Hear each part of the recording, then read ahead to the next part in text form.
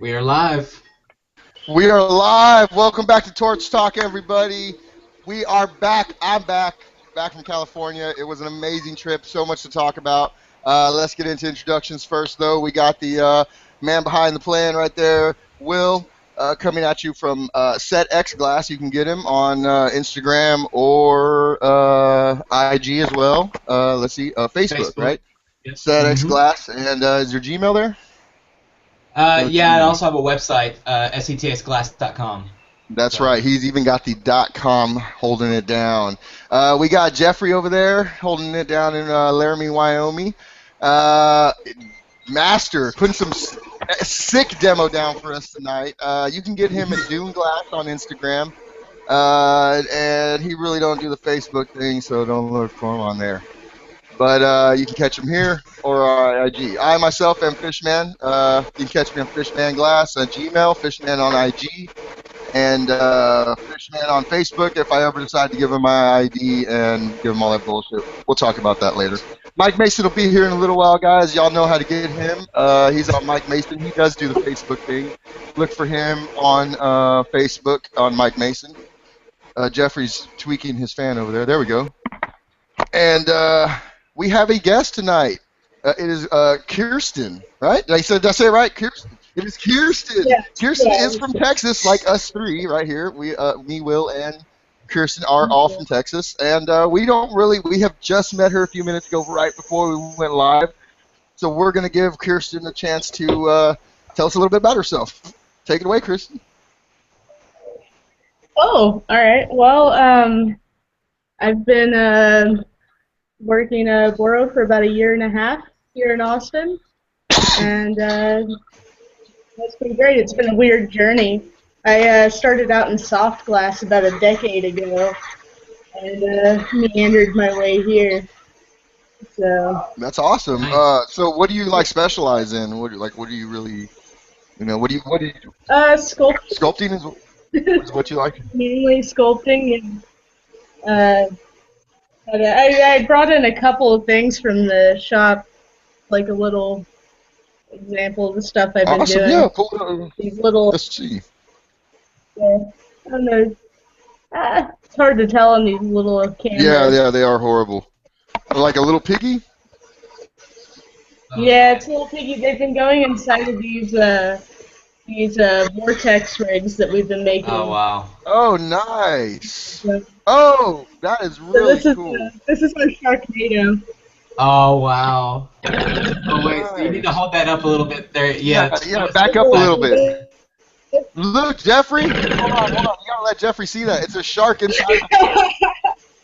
Alright, let me see. Dude, that's sick. Yeah, hold on. Stay there for a minute. That is really good idea. I love it. I am the fish man. Cool. I love anything with fish. A shark thrashing in water. Who thought of that? Oh, where are you blowing glass at? That was mine. Okay, there it is. That is you? Where are you blowing glass? That is a fucking genius idea. Holy shit. You fucking beat me to the punch. God damn it. I would have had that in 6 months from now. You're lucky you knocked it out now. That was good. That is really good, man. That is really cool. Are you working a lathe or what? What's going on there? Where are you at? Where are you blowing glass at? How about that? I'm at Casa de los Muertos. It's a small shop here in town, and I think. And you're in Austin? Yeah. So it's only been around for a few years, about 7 years. Been building slowly. So, man, there's just amazing people working there. I'm actually about to do a little collab with one of my shopmates, Paycheck, who does some really sweet-ass clean rigs. They're going to get some of these little clown guys interacting on them. They're going to be really nice. Well, you know what's really cool? Check this out, Kirsten. Kirsten. I said Kirsten. Did I not? Did I not? It's my accent, dude. I'm from Texas. Come on. Oh, okay. There you go. I'm actually gonna be. I just remembered this as you were saying that. I'm actually gonna be in Austin for like 4 days, dude. We're totally gonna have to fucking hook up. I'm gonna be there like I think it's like the 27th through the 30th or something of Yeah. this month. So look for me coming down there. We'll definitely have to exchange information because I would love to come up and throw some collabs. Like it would be fucking sick. So yeah, and I'm gonna be free. Like I'm gonna be there, just be free and have nothing to do. So definitely before we get off the air or whatever, we'll have to fucking exchange information and come out. But that's amazing. I love that Sharknado thing. Was that done on a lathe? Yeah. My coworker Claire puts all of our pieces together. I do all the prep for it, and she'll throw them together on the lathe. Oh man, great stuff. Yeah. That is super badass, man. Super badass. Yeah, Will and me are kind of in the same boat. You're in a different place than what we are. Where you're at, glassblowers are a dime a dozen. You know what I mean? Like they're fucking everywhere. You know what I mean? There's a couple. Yeah. Quite a couple is probably a little bit of an understatement, but yeah. But then you go like to where Will's at, a couple hours to the west of you or east of you, and then 2.5, 3 hours south of you. There's nobody where I'm at. Like we're the only people, and it's like there's one other guy, lit fused glass. Dude, okay, I have one other guy too, and I finally got his phone number. Right, I finally got him to send me his phone number. He's so sketchy. I can't get a hold of him, and then he sends me his phone number. I call him.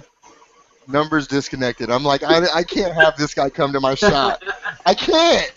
But he's posted some pictures of some really good work, and I'm like, I mean, that's just, I don't know. You know what I mean? I'd love to have him come out, but I'm all about like, just I've never actually really sat down, except for when I just went to Revere right now, and watched other glassblowers. I've never really had the opportunity to do that. What was that? Yeah. Me either, man. It's well, I guess once I did. With other people, you can just bounce energy and ideas off of. It's fantastic. I absolutely love it. Yeah, man. I definitely agree with that. I mean, it is good to work with other people because you learn how they do the same technique you've been doing for a while now. They do it a different way, and you're like, oh man, well let me kind of like do it that way. It may or may not work for you. You may hate it, you may love it, but it's just cool to, because everybody has their own voice and their own style. Like we talk about this on the show all the time. Like if me and Daniel made the same rig, it would be totally different. I mean, completely different in every way. Jeff has a massively different voice in glass, and like that's cool. That Sharknado thing that you showed, that's it's epic work. Like you don't see that all too often. A lot of people get stuck making the same old thing and get afraid to explore, I guess. But that's what's cool, man. Is we all we're doing the same kind of thing, but we're all doing it differently, and it's really fun. It's really good stuff. I enjoy it. Yeah, man. Jeff is actually working on something sort of like that. Whenever he gets a chance, we'll have him show you. But he's doing some penguins that are swimming around like an iceberg, and they're going up inside, and that'll actually be the percolator like your shark was. Really cool, man. And he does all this off of a lathe. Like, I don't know if you know anything about Jeff or if you keep up with us, but Jeff is he is a human lathe. Don't be blushing, Jeff. You know you are. No joke putting stuff together just on the torch like that. Wow. So much easier on the lathe. Yeah. Oh yeah, I know. My first time being around one was over at Revere, and oh man, I was like, that's fucking cheating. Fucking awesome being there. Like I was so excited when we were going. Man, dude, it was such a surreal. So we haven't really recapped that, but so I mean, I guess I'll take this opportunity now. Yeah, go ahead, man. Oh my God, guys, dude. Was it everything you ever wanted? I don't know. I mean, I can't even really describe the experience to be so surreal. Because like I come from like.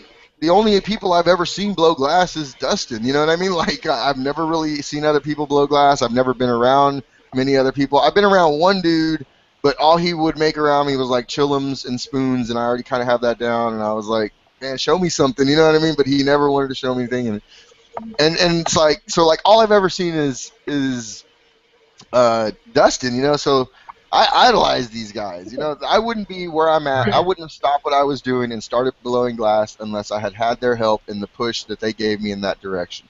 And then to show up at that place and like see the wall that I've spent countless hours staring at, you know what I mean? Like, yeah. It was so badass. They're like, you're working right here, like right next to Dustin. It was like, holy shit. And this is so funny, right? Like, so check this out. I got there. We get ridiculously blown. They got, I mean, just dabs pouring out of their ears. And we just literally, like, it just wax everywhere, man. And fucking, like, I'm stupid high, right? And Kevin walks into the office and he's like, all right, Dan, you ready? And I was all, for what? He's like, oh, we're gonna film, and I was like, I'm not gonna say no, you know. So I was like, all right, and I was so nervous, I was shaking. That first year, I was like shaking. I'm like, dude, I couldn't even make a gather. I was like, what is going on? Like, and just okay. So this is something that nobody else tells you. With the lights that they put to film, it drowns out the flame, so you don't see the flame. You have to learn to work without seeing the flame. So that took a second. Yeah. You can't see the flame. It's so bright. It drowns the flame out. Like, you get a glimpse of it every once in a while when you hit that flare like that. You can see it, but that's it. You got to work off the glass. Yes. Yep. You sure do. Wow. And so, man, the first video that I did with him, like, I felt like I was wasting Kevin's time. I was like, I'm so sorry, Kevin. Like, and he was like, no, dude, you're doing good. Like, to totally fucking helpful. And I was like, no, man. I'm like, dude, this is horrible. And ended up, man, when I saw the video, I couldn't even believe how amazing the editing was. It was like, it looked great, man. The video looked amazing, and we went through it. And then when I did the crushed opal, like, it was, we breezed through it. It was like everything just came together. It was great. Dude, it looked like it went really smooth from where we were sitting, you know, from our chair over here. Man. It was. It looked really good, man. It was like when I coil potted that piece of white tubing. It just kind of melted together. I've never had a coil pot go together so easy. So I was really, it looked really smooth on that one. And it worked out really good. It all came together, man. The videos were great. And where is it? I couldn't ask for more. There will be coming out in a couple of weeks here. There's going to be a Sherbert opal encasement video first, and then my video, or maybe a video from Dustin, and then my video, and then there's going to be another video from Dustin, and then another one of mine. They're going to kind of spread them out. Super cool. Very cool, man. Very cool. Yeah, man. Can't wait, man. It's going to really be, you know, I just really feel like it's going to be, it's going to change everything. It's going to send us in a direction that we need to be going, you know what I mean? If we want to make this our careers, that's the direction we need to head. And you know, with us, that and with going to Cannabis Cup, man, I mean, we're going to be right there in the middle of the mecca of the culture. Yeah, definitely. It's going to be like... Yeah, man. Hey, Chris, I'm going to be going up to Cannabis Cup. You know, if y'all aren't going up and y'all want us to take some glass and represent y'all, you know what I mean? Yeah, maybe. But yeah, I'll be up. Like I said, man, I'm definitely gonna be up there. So we'll talk about it. I'm gonna be up there for a few days, and we'll definitely hook up and talk about it all. Yeah. But I want to represent Texas as much as I can, man. You know what I mean? We're gonna be flying the Texas flag, that's for sure. Yeah, definitely, man, definitely. And we'll be there. I think most everybody from Torch Talk will be there. Obviously Garza, obviously me. Jeff is going to travel down as well to be there with us, and it looks like Mike is even said he's going to even make plans to come down. So hey, man, it's gonna be weird. It's gonna be the first time we've ever all been in the same actual space. You know, we've always been little squares on each other's computers and shit. So it's gonna be a little bit different, you know, and it's gonna be fun, man. We're gonna get to do some dabs and sell some glass and talk to some people, and man, it's gonna be cool. Hey, so how long you guys been? She broke up a little bit for me there. I didn't hear her. What did you say? I think Sorry. the question was, how long have we been doing the show or been blowing glass? Yeah, no, well, both. Having just come into this group, it's been fascinating, but I don't know that much about everybody's backgrounds yet. Oh, right on. So, Go ahead, Garza. Yeah. I got like 7 or 8 months in. We've been doing the show. I've been blowing glass hard though for probably about 5 or 6 months now. Like I was like, I'm gonna do this full time 5 or 6 months ago. Everybody in here is pretty much about the same. Jeff has probably about a solid year, and Will has about 10 months. He's going on a year. And the show, I think we've actually had for 3 months now, 2 months. 17 weeks, whatever that equates to. That's pregnant woman time, so I don't do that. Well, the only reason that I did 48 weeks, like, bitch, I don't know how long that is. is. I did that because that's how many episodes we have, and we, you know, I can't count the first pilot because it was just like us hanging out, trying to like see how it all worked or whatever. But all this arose. Yeah, go ahead. Yeah, tell her. That's. All it arose from us taking the Revere online glass classes, and so we, me, Garza, Mike Mason were like some of the original ones. I took the first one that they did, and then everybody kind of all happened, and then we made this piece. It was a pendant rig. Dustin made it in class and showed how it was done, and it sold on Instagram. And then I think it was the next week, the guy that bought it came and took the class with us, and that was Jeff. And and so he ended up buying this this piece off of Dustin, and then coming and taking the class. And so it was cool. And we actually got to see the piece, like he was holding it. He's like, "Look, guys, I got it right here." And and so like the whole thing arose from just when Dustin would take a break or whatever from doing instructional for whatever he was doing that week, we would talk, and we would all share knowledge and stuff, and like, oh, did you see this tool came out, or this sale or whatever's going on over here? And I'm just like, dude, we should make this a thing. And everybody was like, yes, and and here we are, and it's grown by leaps and bounds, man, and it's just really cool to be a part of it. It's really helpful. It's so helpful. I've learned so fucking much, just from this avenue of stuff, because Mike brings always this awesome content. Like Mike's like 2.5 years in, somewhere in there, and so he is very sharp, and he gets knowledge and it sinks in and it stays, man, and he hammers it out. So he shows us all kinds of cool shit, man, and he's a big Marini guy, and which is really cool because that's a really intense topic and a really intense lane of glass, So it's cool to have, like, we all specialize, or we all look in different areas of glass, it seems like, and so I've learned so much from that. I mean, Jeff taught me how to make a goddamn cup seal for or whatever they call it for a downstem. I kept cracking them. I would build up too much glass on one side or whatever, and it would just, I guess it would pull the heat that direction and cause stress and eventually crack. And I don't know, I probably cracked 5 rigs that I was making for this order, and I'm like, I can't do it. What the fuck, And I had made so many before that where I didn't have that issue. And Jeff was like, let me, watch me do this one on Torch Talk, and he did it, and I was like, oh, that's what he's doing that I'm not doing. And it was one little thing. It was puffing it out, heating it up, sticking a reamer in there and puffing it out while it's being melted in, and I wasn't doing that. And that helped me keep my wall thickness all uniform around the downstem as it went in. So, it's been great, man. And we haven't been doing it very long, and here we are, and it's cool. We get to meet people like you and hang out, and so does everybody else that's following, and it's just awesome. No, this is great. This is awesome. I'm so happy I stumbled across this group. Yeah, definitely.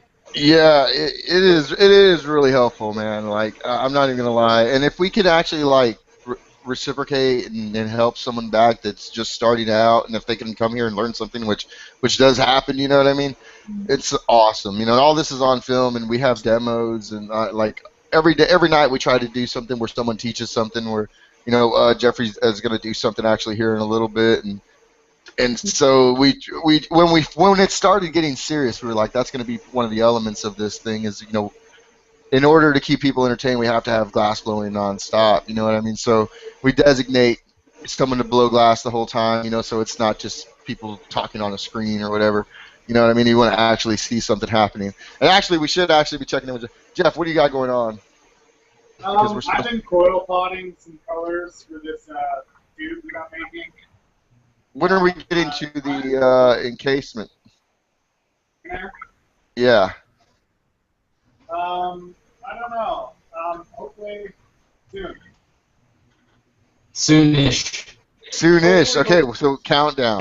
Now we're putting him on the spot. He's like, you don't need to lay, dude. Yeah, but nevertheless. Oh yeah, can you show Kristen? She didn't see. Yeah, I'll show you guys what I've got. Kirsten. Here's the kind of the start of the tube that I'm making. I start off with all 32 heavy wall, and I pulled some down for the neck, and I blew some out to about 60 for base. And I'm going to pop that open on the bottom, and I'm going to add some. I'm going to connect some of this kind of turquoise colored tubing that I have. It's kind of see-through as well. And then here's the perk that I've been making for it, and I'm going to put a pretty standard foot on it. But so the perk is kind of a little iceberg. Yeah. And it's got some penguins on it. One of them's like diving in there. Yes. Is one of them Gunter? What's that? Oh, one of them should be Gunter from Adventure Time. But so I'm going to pop holes on the bottom so that the bubbles come from beneath the iceberg and like go up around. And then I'm going to basically slip it up inside the tube, and I'm going to have it like sitting up inside as the perk. Where does that attach? So I'm going to have this part down here. I'm going to probably take it off like right about here, like maybe 3 inches down. And then I'm going to curve it over to the side so it'll touch the wall.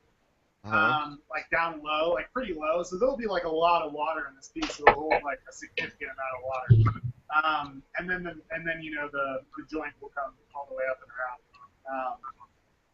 around. So the bottom of that is gonna go out and become the joint. Yes. So the bottom of this tube, the joint's gonna connect like right here, actually, and then it's gonna come all the way up, right? So I see that the blind man. Here, come in here, and then it's going to go up into the iceberg, perk out the bottom, and then straight up to the top. Oh, well, you're definitely going to have to do this tonight, because how are you going to get that to connect out the wall? And there's just logistics going on there that I don't understand. Yeah, I'm gonna put a small brace on this guy up top. I'm gonna tag it to the wall. I'm actually going to do 2 braces so that it fits pretty snug in my tubing. And then I'm gonna tag one side to the wall. I'll tag the other side to the wall. And then I will like close up the bottom basically, and then I can like blow it out. And as long as this tube is going to be like really close to my wall, I can always just get it hot and then just touch it to the wall of the hollow tube, right? To like make that seal and then blow it out. So it won't be too bad as long as I tag it up top. Then I'll be able to do whatever. Oh yeah. I can't wait to see this. Let's go. Pop it in the kiln. Doesn't look like it's hot enough yet. You're going to have to give me a minute to recover after you blew my mind so severely. It's going to be an epic piece, man. I can't wait to see it. I love how one of them's diving into the fucking water to probably be eaten by a orca. And I'm going to put another one down below, and like it's going to be like swimming around the tube kind of. Yeah, that's going to be awesome, man. That's going to be so cool. I can totally see you and Kirsten doing a collab. Oh, man, yes. You have the penguins? Oh, Kirsten, you could make an orca with its mouth open, maybe? And I don't know. That's pretty dope. Actually, you know what we all do, Kirsten? Yeah. What we all do? We all send pieces to Jeffrey, and he's our collab guy. He assembles everything for us. So you should send him a piece so you can throw a collab down with Jeff. It's amazing. He does amazing work. Yeah, Send him one of your definitely. sharks or something. Sculpt him out something. Probably He'll knock find it out out. something. A polar bear or something. He's from A Alaska. polar bear, yeah. Cool. We had a question come across, Kristen, it's for you. And so I'll go ahead and ask you. I think we already answered it, but how long have you been blowing glass? And maybe give us a little bit more of your background. And you said you were at what is it, Casa de? I'm sorry, say it again. Casa de los Muertos. Okay. He's white. So how House of the Dead? Yeah. Yes. Okay, cool. I'm not that white, motherfucker.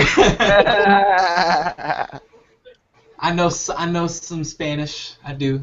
So how long have you been blowing glass now? I've been doing Boro for about a year and a half, and I did soft glass for about like 5 years. Oh wow. So, On a torch or what? Or in a furnace?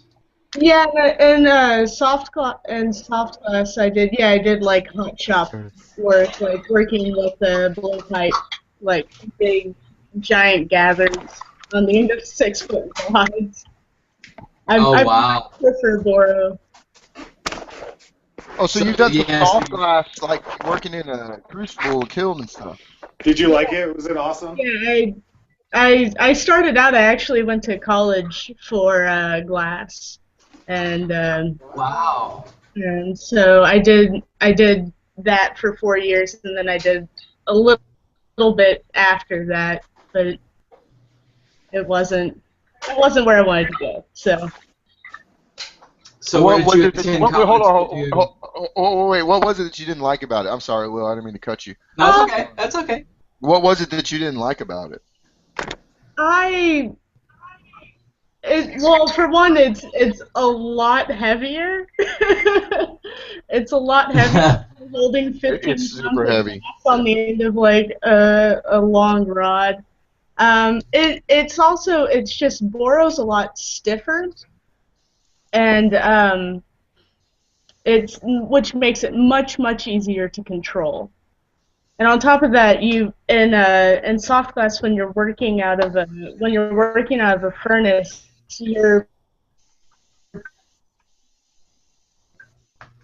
got it. And oh wait, say that again. You broke up.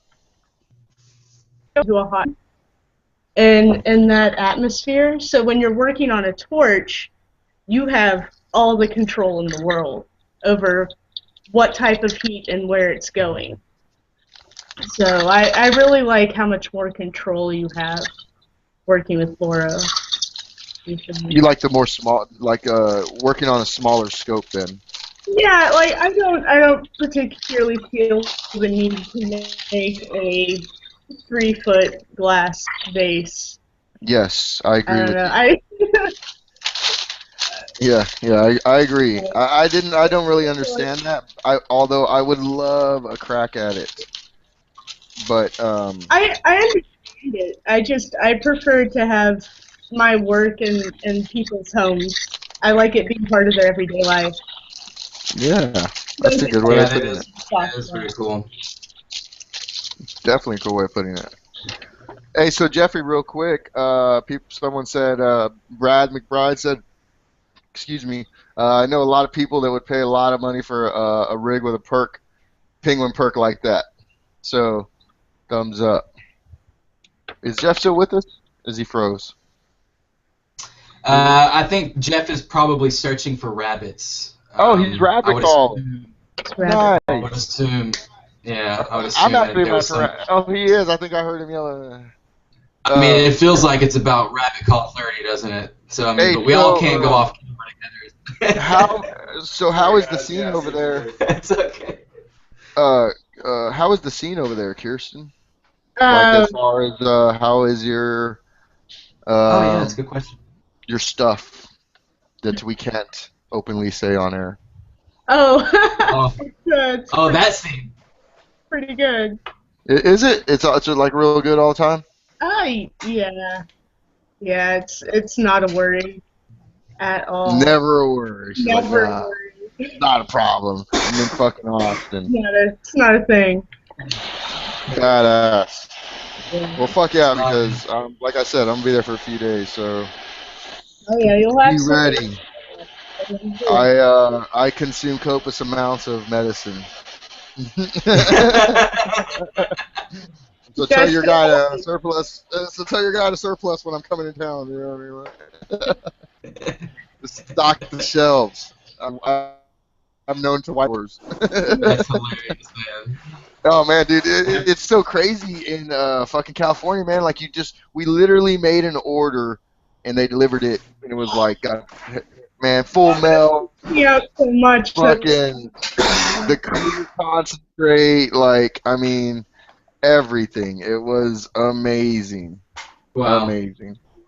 Like Dustin I knows can't a even. lot of those guys too, and like has the hookup, you know, like. Oh yeah, big time, big time. Dude, I was hanging. I stayed the first night. Me and Chris, the dude that owns the Clear Concentrate, we stayed at the same hotel. We were hanging out that night.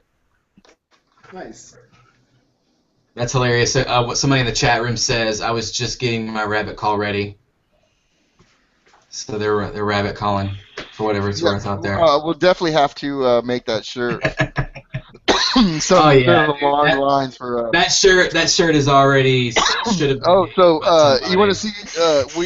If you have any cool shirts, we're looking for cool shirts, Kirsten, for the Cannabis Cup. Let me show you one of them. Hold on. Yeah. So how is the glass blowing scene up in Austin? I mean, I know there's a lot of people up there. How is There's some big people here, for sure. But I don't honestly. I'm so new to it. I know it's alive and thriving, but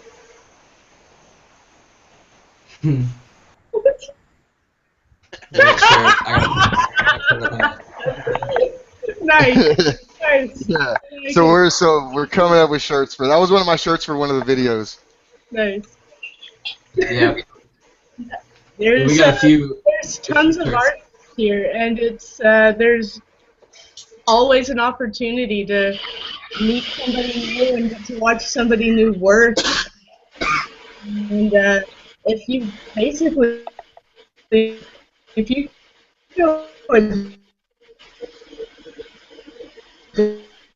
We cut out a little bit. Say again.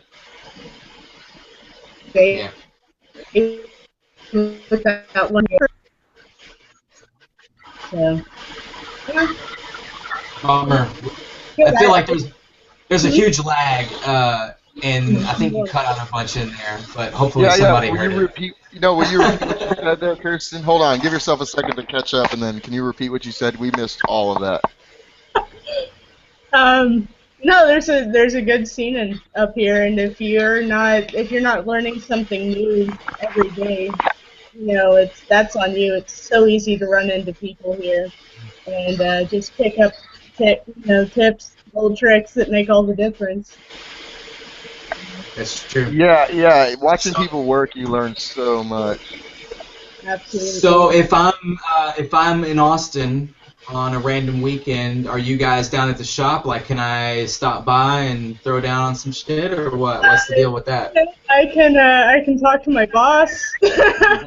Yeah, it's always Okay, so that's what I'm saying. Yeah, let me know. Is it real cutthroat over there at your shop? Because I have been around St. Elmo's Fire. I've had the opportunity to go in and around there, and it seems very cutthroat in there. It's like a different atmosphere from if you come down to my shop, it's like whatever. You know what I mean? Wide open. Yeah. Yes, and how is it over there? I don't know that much about the atmosphere at St. Elmo's. I've really only been there for glass. I mean your shop. Oh, for my shop? No, oh my gosh, it's so amazing. It's super laid back. It's the best creative environment I've ever been in. It's all about helping each other out and helping everybody make the best thing they can make. And awesome. It's fantastic. I love it. So. That's killer. Yeah, I totally lucked out for sure. That's Nice. badass. So if there was an opportunity to come up and actually hang out, your shop would actually be the one that might say yes in Austin. Yeah, maybe. Cool. Yeah, maybe depending on who you are. I also do know.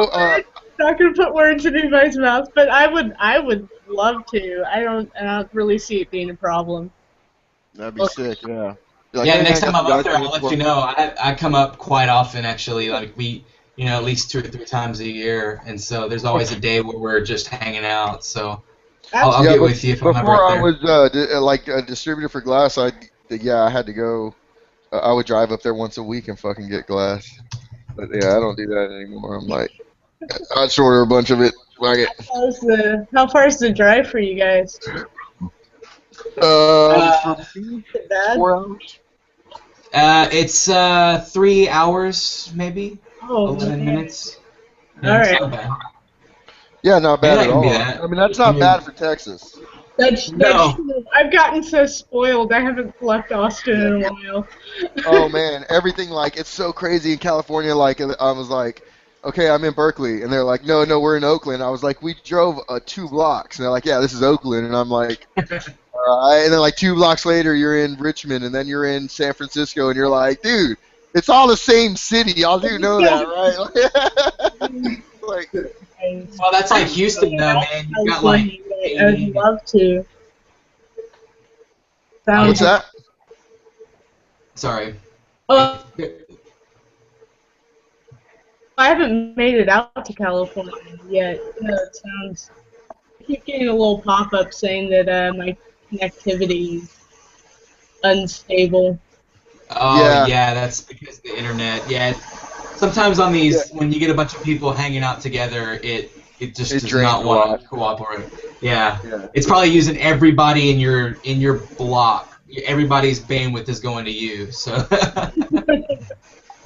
hey Jeff, I don't mean to bother you, but is there any way you can move your camera down and to the left?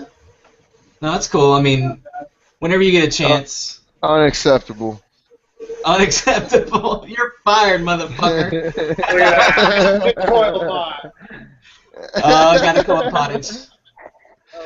Yeah, there you go, bro. That's a lot better. Yeah, at least we can see the torch now and stuff, and kind of see where you're at. So, right, cool, so if you don't mind me asking, Kirsten, how does it work at your shop? You pay a monthly fee, or how does that work? Well, I actually work for the company, and then make my own stuff off hours. Okay, so the way it works is that there's a production line, and you fill whatever you're required to fill in the production, and then as a catch-22, you get to blow glass on the side off hours. Yeah. That's beautiful. That works out really good. And on the production level, what are you making? Right now, I'm making lots of tasters. For one. Lots of what? Lots of tasters. What are tasters? One hitter, like it's a little one hitter, right? But I do prep work for the rigs also. So I make perks, and I'll prepare the joints, and I cut the turbines for the vortex rigs. You know, just I make the feet. I just general prep for everything. So. That's badass. Oh, so you spin feet out? You can spin a foot out. You spin feet out. Well, we've been, our line is to make a really super chunky foot, so I'll take, like a 65 tube, and I'll, compress it down to make it into a puck, and then pull that off and flatten it. So, but I'm sure I could open a foot too if I needed to. Oh, okay, no, I didn't know. That's the only way I know of making feet is like spinning them out. I don't know of any other. Well, actually, Jeff just devised a new way. So, like I said, man, we're all new to this. No, I love different foot techniques because I don't know, just they tend to get put on as an afterthought so often, and it doesn't just have to be one shape. If you make it so that it's in line with the shape of the rest of your rig, it's much better than if you just throw out a traditional, like, oh, I just, spun this open foot. For me, I like variety. I like variety. No, I agree with you 100%. That's one thing I'm struggling with right now is coming up with new ways to stand a rig up. I don't like flattening out the bottoms, and I don't like. Well, how about this? I can't spin out feet. I have been trying and trying and trying, and I can't fucking do that shit. I hate it. Like, I'm starting to hate it already because I can't get it done. You're like Happy Gilmore. Yeah, like, just why don't you fucking spin out already? Like, fucking go to your home. I mean, like, I just can't do it. So I have been looking. I like Jeffrey's new idea though of blowing a big bubble and then kind of condensing it down and making like a little pancake out of it. That really does work good. Yeah. Now, I'm a big fan of avoiding a foot entirely if possible. Really? Like incorporate the base into or variations on a beaker is nice, or if you do little sculptural things, you can actually make a tripod out of those. Yeah. Into your base. And I love tripods. I do love that. Look. My favorite thing ever. They will never wobble. They won't fall over. They're just hard to get into that initial thing, I guess. They're harder than like a flat bottom or something else. But dude, like you can make like rocket ships and stuff like that, which that just makes me want to smile. Yeah. That kind of stuff. It's just awesome. Absolutely. Yeah. I love the rocket ship stuff, man. Definitely. Go ahead. Oh no, I was just gonna say there was a telescope that was made a long time ago, and it was the refracting style telescope, and I don't remember the name of the artist who made it, but it was on a tripod, and his tripod was damn accurate in an actual astronomical usage. Like it looked like similar to some of the ones we use as astronomers, and it was a multi-$1,000 rig, and it was a little refractor telescope. I don't even remember how big it was. It wasn't very big, but it got stolen at some point apparently. But that was the only telescope, quote unquote, rig that I've ever seen out there. And so I've been trying to look that direction to make some telescopes. I actually made a sculptural telescope, which I've never actually shown anywhere really. But this is just a borosilicate, of course. I only work in boro. And it's for those of you that know telescopes, this is what we call a Dobsonian telescope. And it's got a little focuser and like a little finder scope, and that's how they look, right? I mean, if you know telescopes, that's how a big Dobsonian telescope looks. And so I'm gonna eventually turn this into a dab rig or something like that, for the astronomy, the astronomy people that like to get elevated. You know what I'm saying? So yeah. Hey, did you guys see all those rigs that got stolen at the Cannabis Cup in California? No. Well, what? That was recently, huh? So many Instagram posts of like people that have been like, "Yo, this rig was stolen off of our table," like one of those shoe rigs, like the hoops shoes. Oh no shit. Sneaker. Yeah, it was like a Sagan and collab too, or something like that. Oh man, that's fucked up, dude. Yeah, there's like someone stole a Sagan. Stole like pure CBD, like this huge slab off the back of like someone else's booth, and like people were just stealing shit all over the place. Apparently, I've seen probably 5 posts on Instagram about people like, hey, warning, this rig was stolen at the event. If you see it, like let someone know, or like some shit like that. And they're all like that's fucked up, man. Pieces too, Wow. Very recognizable ones, So. Well, good. Then maybe we can help in, spreading the word. If some of you guys out there, which our audience is small, but hey, if you guys which ones they were, I'm trying to get online and look. It was a GZ1 collab. Yeah. But I don't know. That's fucked fucking up. crazy. I encourage all of our listeners to get online and look and see which ones were taken, man. And like, if you know somebody that has them, and turn them the fuck in, dude, or something. I don't know what the fuck do you even do, but wow, that sucks, man, because that's hard work. That, you know, a piece like something that Sagan puts out, man, that's no trivial piece. You know, his stuff takes a long time to do, and I don't think it was Sagan, but still, it was like a big name, you know, like. I mean, yeah, still. Like, they're all like, you know, very like collector's pieces. You know? Yeah. Well, we got Mike Mason in the house now. It looks like. What up, homies? Y'all can hear me okay? For sure, man. For sure. Good, good. Hey, nice to see all of you guys. I was listening in the other room while this thing was doing its check disc or whatever. Computer was straight freaking out. I was like, let's not try and do a demo with the computer all jacked up. So, hey, Jeff, they're asking in the room what kind of jacks you were using earlier. What kind of what? What kind of jacks were you using earlier? The ones that I got from Mountain Black Hunters. Yeah, they were the ones that were, what, $50, Jeff? Is that right? Yeah, 40. I think they were 40. 40. And they're asking if you're using beeswax, and I believe you are, right? Yeah, I use beeswax. Yeah. I haven't been using my jacks like a whole lot because they're not super great jacks, and Don't say that, man. I have those jacks. I know. I just think they're kind of flimsy, and they don't like. They are.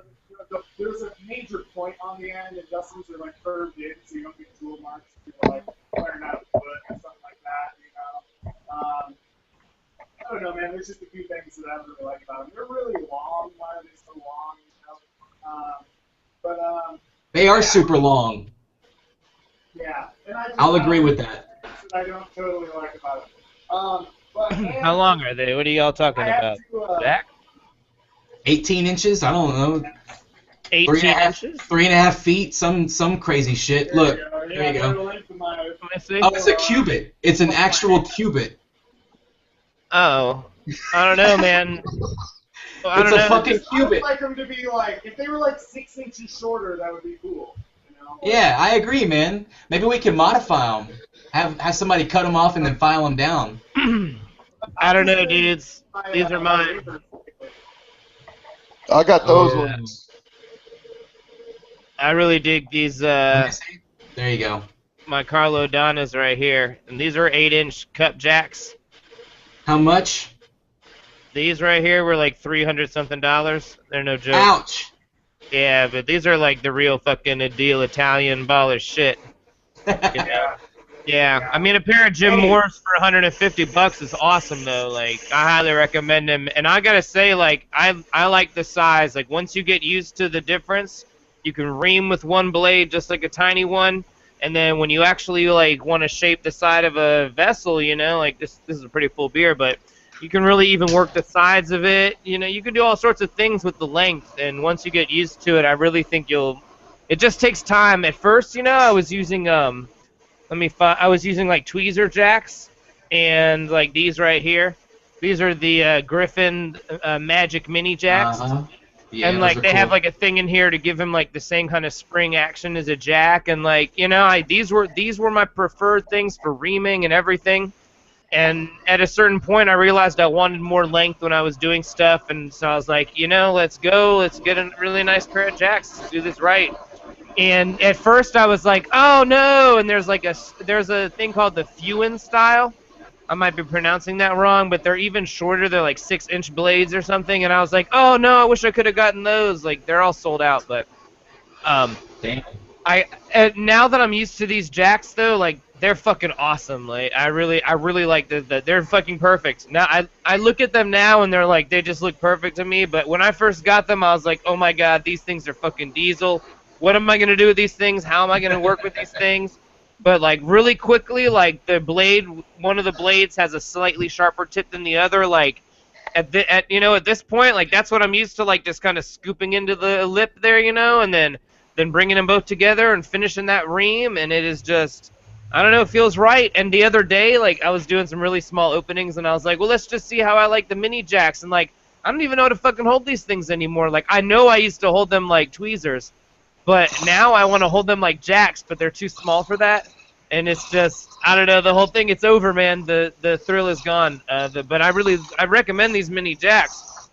As far as like small reamers go, it can replace a whole host of reamers when you learn how to use them. But like, once you get used to these, man, yours might have a different blade profile though. I can't see those tips. If your tips can't be used to like ream a really tiny hole, then that's probably gonna make it more difficult.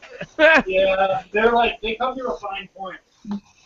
Okay, yeah. In that case, yeah, man, you might just want to give it some more time, and yeah, they do take. There is a transition. Well, I actually used them really hard for a while, and I really loved them. And now I'm starting to go back away from them and go back to memory. Oh, really? Hey, well, do what you feel, man. I used them super hard, but now I'm just. It's more of. I'm tired of reapplying the beeswax. It's more of what it is. Like I'm too lazy to go back over and fucking switch. Or to just reapply, And so I just like using the graphite tools because I don't have to do that. But yeah. It's more and more often I've been like, oh man, my jacks are dry. I don't want to even turn on my big flame and heat them up, even though it takes 2 seconds, Yeah. And so I just grab my graphite instead, Excuse me, there is a message for you. Yeah. Someone's getting a message. Excuse me, there is a message for you. Yeah, so we got the chat room always cracks me up, man. And I feel bad sometimes when I start reading it because I'm kind of I'm not good at multitasking, and so I end up either doing listening to whoever's talking. And I think I'm reading the chat room, but then when I really start reading it, there's really some good shit in there. It's some funny stuff. So you should definitely, if you're watching and you're not in the chat room on YouTube, you should definitely open that up. There's some good stuff happening there.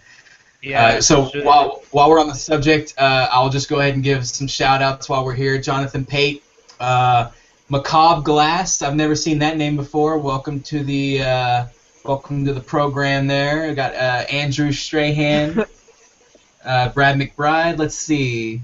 77 John, of course. I stole your first, motherfucker. Gotcha. JJ the Jet Plane 710. What's up, brother? Let's see. Name. Yeah, JJ the Jet Plane. Yeah, he's been here for a while. Don Yeah. Cola. Been here for a while with us for a few chats. Jar Jar Glass. That's a new name. I don't think I've seen that. Rob Job. Lots of people in the chat room hanging out with us tonight. Very, very cool. Good to have you guys with us, of course. And for those of y'all just tuning in, we have Jeff over at Dune Glass on the torch. He's making, it looks like another coil pot section. Yeah, I just attached another coil pot section. So you're doing some encalmoage? Work those together, yeah. Yeah. Cool, man. Cool, man. So, Mike, you are going to do a demo a little later on... Yeah, whenever. I'm all ready to do that shit. Okay, So well, whenever whenever... there's a good time, I don't want to jump, it looks like Jeff's doing some stuff now, so I didn't want to jump in the middle of that. No, yeah, definitely. When he gets on his next break, we'll... all night, so just whenever. Oh, yeah. I'm basically just assembling my tube for the rig right now. I'm just following some sections together, so it's not very exciting. It looks very exciting from where I'm sitting. Anytime there's fire, I'm excited. Yeah. So, what are you working on tonight, Mike? That's funny. What's that? What are you working on tonight? I'm gonna do an air trap implosion which I should have just grabbed one from the other room, but that's when you have the anemones, looking thing with the air bubble trapped at the end of each tentacle. Oh yeah, yeah. Let's get that started. Yeah, you want to get the party started on that? Yeah. All right. Let's do it. Yeah, man. We're just after the hour, so all right. It's 8:09 Eastern Central.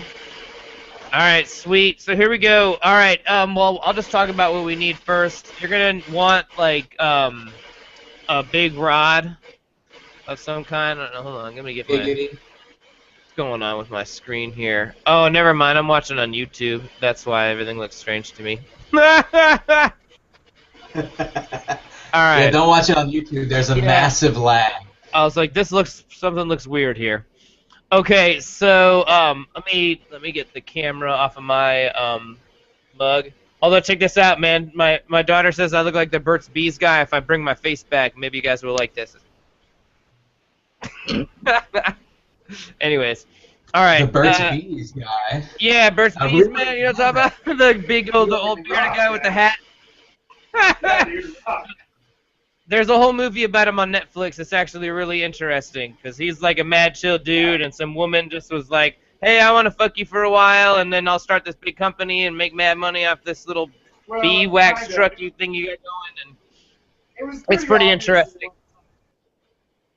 What the fuck? It seemed very biasly portrayed, like. Yeah. Even like the guy, Yeah. Or like the old dude was like, she's not that bad. I mean, like. He was alright. And then, like, yeah. These people help make that shit. Like, yeah. Totally. Away to her and like, we won't talk about that. Yeah, totally, man. Yeah, because I have no idea what the fuck y'all are talking about. Oh, dude. I'm lost. Trust me, man. Check out the beauty products aisle, man. You'll find Burt's Bees everywhere. It's nice stuff, I guess. Okay, I know that. It's all beeswax stuff, but he don't make this beeswax. You know what I'm saying? That's. Check out this. I cleaned up I have some that's mixed with graphite, and then just some that's straight beeswax, and I just mixed it onto a big glob, and now I've got a nice little tray for it. So it's not. It used to be just stuck on my desk. My desk is tiled, so it scrapes right off. But I don't know, something about like just having to scrape my jacks on the side of the desk. I don't like it. It was dripping weird ways and stuff. All right, so in any event, let's continue on with the inventory list. All right, you need like a rod. This is like a 12 mil rod, I guess.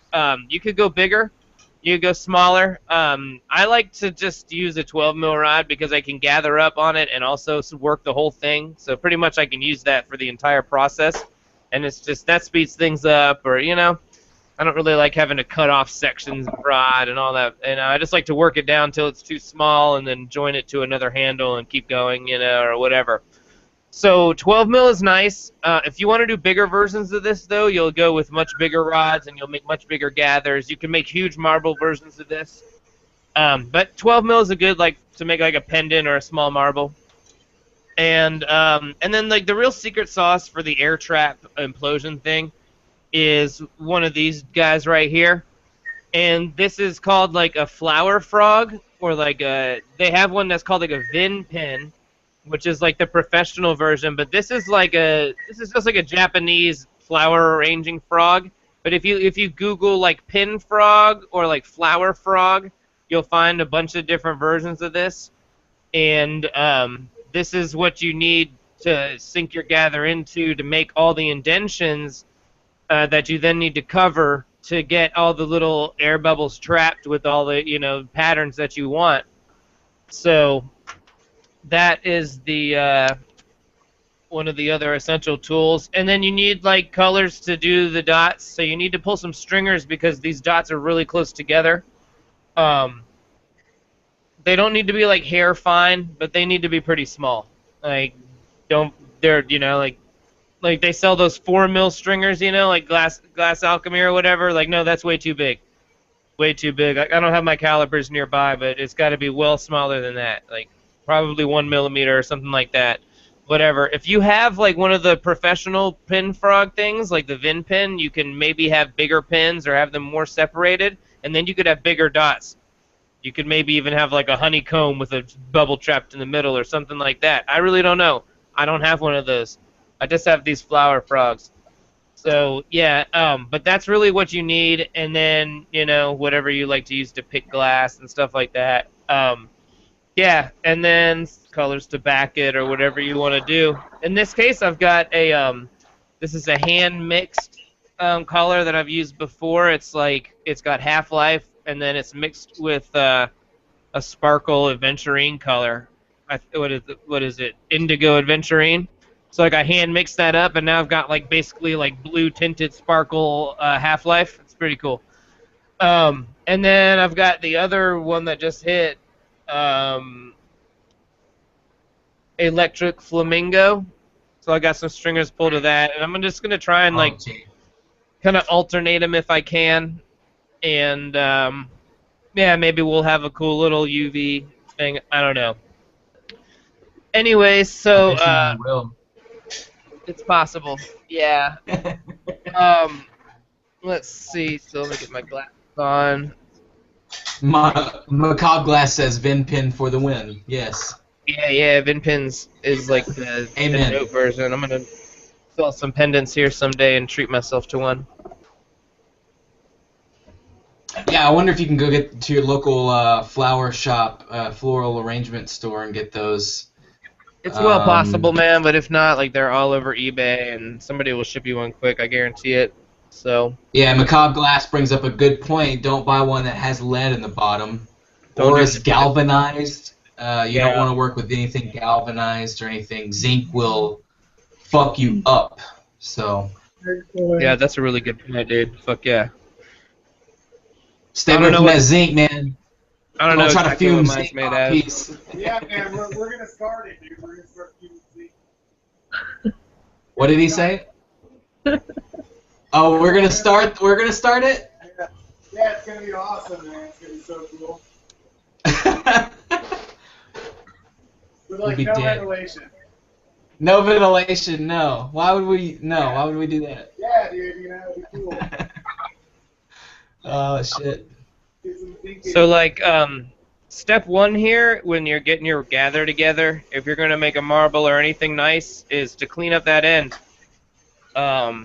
You really want to clean any kind of weird bubbles or any stress from the last termination or whatever, and then you really want to terminate it way out in the end of the flame there and kind of let it gently cook back in. And that way you've got nice clean glass to work with. That's kind of a starting point for any marble you do. And this air trap implosion is just, it's just another version of the implosion marble. And, there's all sorts of fun you can have with that, whether there's air trapped or not. And then, yeah, so basically we're just going to gather this into a ball. At first I'm just hitting the end, but as it actually starts to gather up, I'm going to kind of direct that flame a little more on the neck and that way it'll just keep gathering glass into it. If you just keep melting the ball, it's going to get gravity's just going to pull it down. Eventually you're going to move up and just kind of hit that neck and chill out there. And yeah, so we've already got a little ball going. GTTs for the win. These things eat glass alive. They are unbelievable. Oh man, I'm sorry, dude. Man, there's some funny shit being said in the YouTube chat room, man. Oh yeah, are they in there criticizing my technique? No. Actually, yes. No. So yeah, like I said, I'm just hitting that neck, chilling out on that neck. When you're doing this, guys out there, if things start to get wonky, just bring it out a little further in the flame. Slow down. You got to find your spot. It's you don't got to be riding. You don't got to be raging in the face of a GTT. Unless you're really comfortable doing this. Solid work is definitely my strength. If this was a hollow piece, I couldn't be raging it like this. I'd be way out here babying it. But yeah, and then so. As you gather that glass up, and when you feel like you've got enough, I don't have enough yet, but when you feel like you've got enough, you're going to want to kind of come back out and push it down a little and give yourself basically you need to bring it back to a just slight teardrop shape, and you're going to want to when you're doing that process, you're going to want to leave the heat mostly towards the bottom, because you're going to want to flatten this out, and you want it to flatten into a nice disc, and you don't want your handle getting all fucked up into it. You want it to just compress right out into a nice, lovely disc. In my opinion, the best way to start with that is just the slightest teardrop shape, and most of the heat is going to be in the base of it. You want kind of a tapered heat so that it just forms that nice disc. And yeah, so I'm pretty much there. I think I'm ready to do that, and I'm going to bring it out slowly. I'm going to let it set and let the heat even out for a second, and then I'm going to go in on my marver, and I'm going to be like, yoink, son, what's up? Make me that disc, baby. And check that shit out. We got a disc. And then make sure it's sitting even and stuff. So I'm just going to hit it on my L marver here for a bit. Hey, you haven't pushed the disc on the frog yet? What's that? Not yet. Alright. Oh my god. No. And like, I was talking and not exactly paying attention, and it got a little uneven. When I was pushing this, I should have been turning it out, people. I'm gonna gather this up a little bit and push it again, which is totally cool. Like, you don't have to, like, if you fuck this up, it's all good, dudes. This is your glass. You just bring it back out, and do what you want with it. Yep. It's as long as you don't get crazy with it, you can always kind of hit the reset button. And I don't really need to hit it. Like, I could have done the implosion without it as long as it was on point, but like, everything is better when everything's even. Everything should be even all the time. And then yeah, so this is looking kind of like a little better. I'm gonna give it another push and just kind of see what I get. Yeah, that looks way better. And I'm going to get it nice and even on the punny.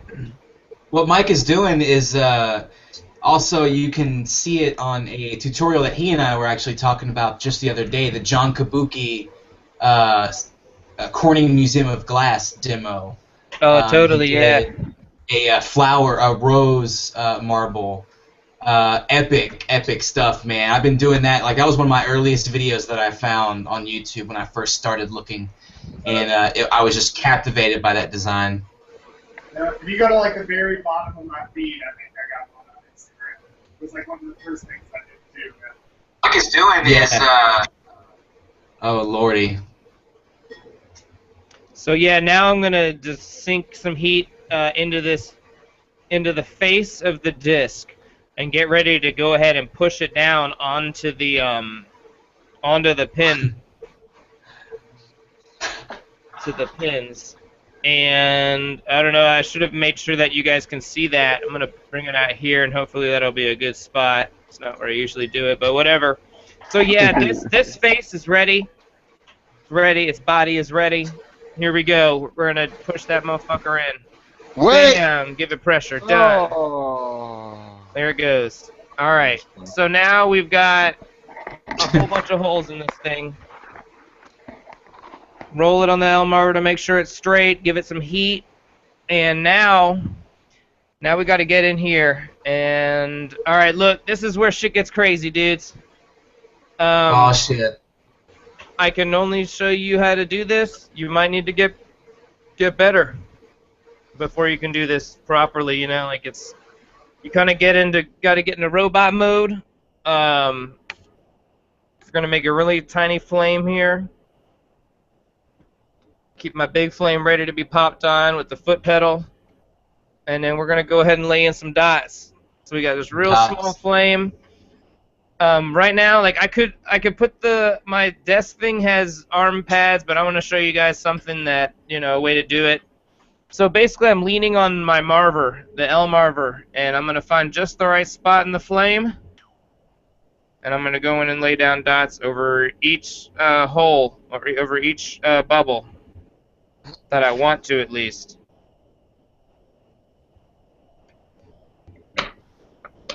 In this case, I'm trying to do like every other bubble, which is very difficult.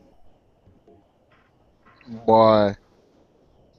That's a good question. I was asking myself that one.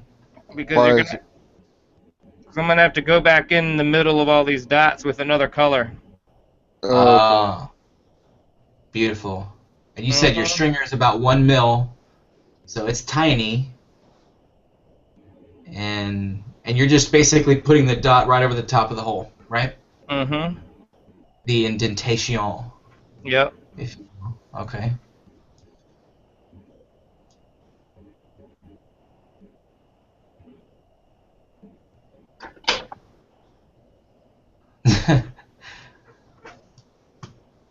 So are there any techniques that you guys are particularly excited about working on right now, or ones that you're working towards?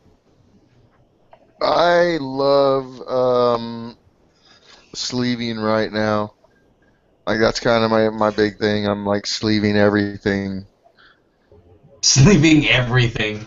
I love it. What are you doing with this? Doing a lot of different encasements. Like and recently what I've started doing now is taking different minerals and encasing them, like mica and stuff like that. Different silicate materials and seeing which ones I can find that are borosilicate compatible.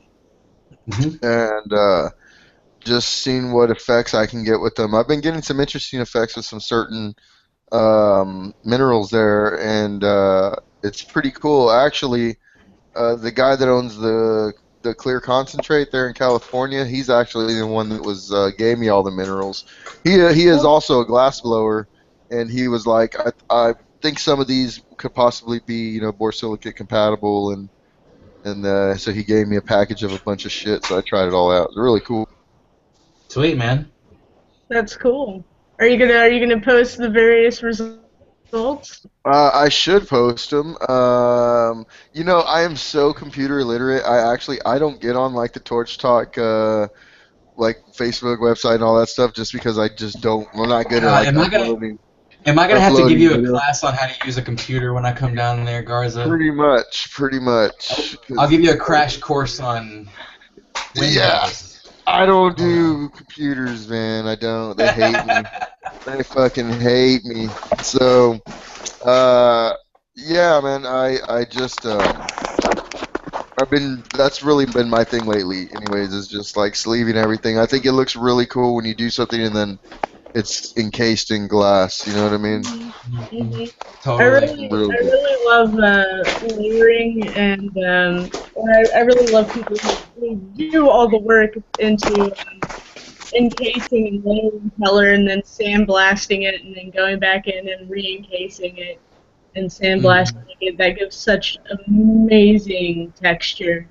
Oh yeah, all that stuff that Slinger's doing and stuff. Yeah. I really would love to get into that. My partner over here, he has a sandblasting machine at his gun place. He has a gun store and they don't use it, and I'm always like, dude, bring it to the fucking studio already. Yeah, man. So I'm gonna get it there eventually. He has a lathe too, and I'm like, I don't know if it's the kind of lathe that we need, but he does have one just sitting there in the back of his fucking. I've been doing a lot of work on this little one-arm wood lathe we have at the shop. That just like even having one arm doing rotation is super helpful. Yeah, I really. Bet. And those aren't like $6-10 grand. All right, homies. So yeah, at this point, like I've got this whole face is like all dotted up now. Like every single one has this little homie dot over it. And so from here we got to implode these dots, and like the idea with imploding is we want to suck glass from the disc down and over and pull all these dots and the air bubbles that they've trapped up into the clear. And the way to do that is to, let me get the right flame here first of all. You want a nice like narrow flame to go in on the shoulder here, or the side of the disc to get, you need the disc to be hot so it'll move, right? So go in and get the disc hot, hit that side. And then then go in on the face with a bit bigger flame. Mm-hmm. And keep it at this downward angle, right? Because you want that glass to flow down. Gravity is really doing the work here. And as this is happening, the dots are all cooking in. It's maybe happening a bit fast, but whatever. It's all good. You just want it to happen nice and evenly. And yeah, so just keep an eye on that face. Don't let it happen too quickly, especially while the dots are melting in. I just don't want them to get all sucked in there together while some of them aren't melted in yet. And you'll see it start to go a bit concave. The bottom now, like it's getting a little sucked in. I guess it's too hot to see, but go ahead and give that just a little push. And the more that you compress it during that step, you can get some pretty neat effects. You can make it push out and blossom out like a flower. That's why Kabuki actually calls his technique the like compression technique, where he's actually like he's imploding, but he's compressing between each step, right? And then adding more layers and compressing and adding more layers, and who knows, like I could actually go back to the pad and hit a whole nother set of dots right here and lay them in with a different color or something, and it would probably end up being pretty crazy. Right now we're just going to stick with something pretty traditional.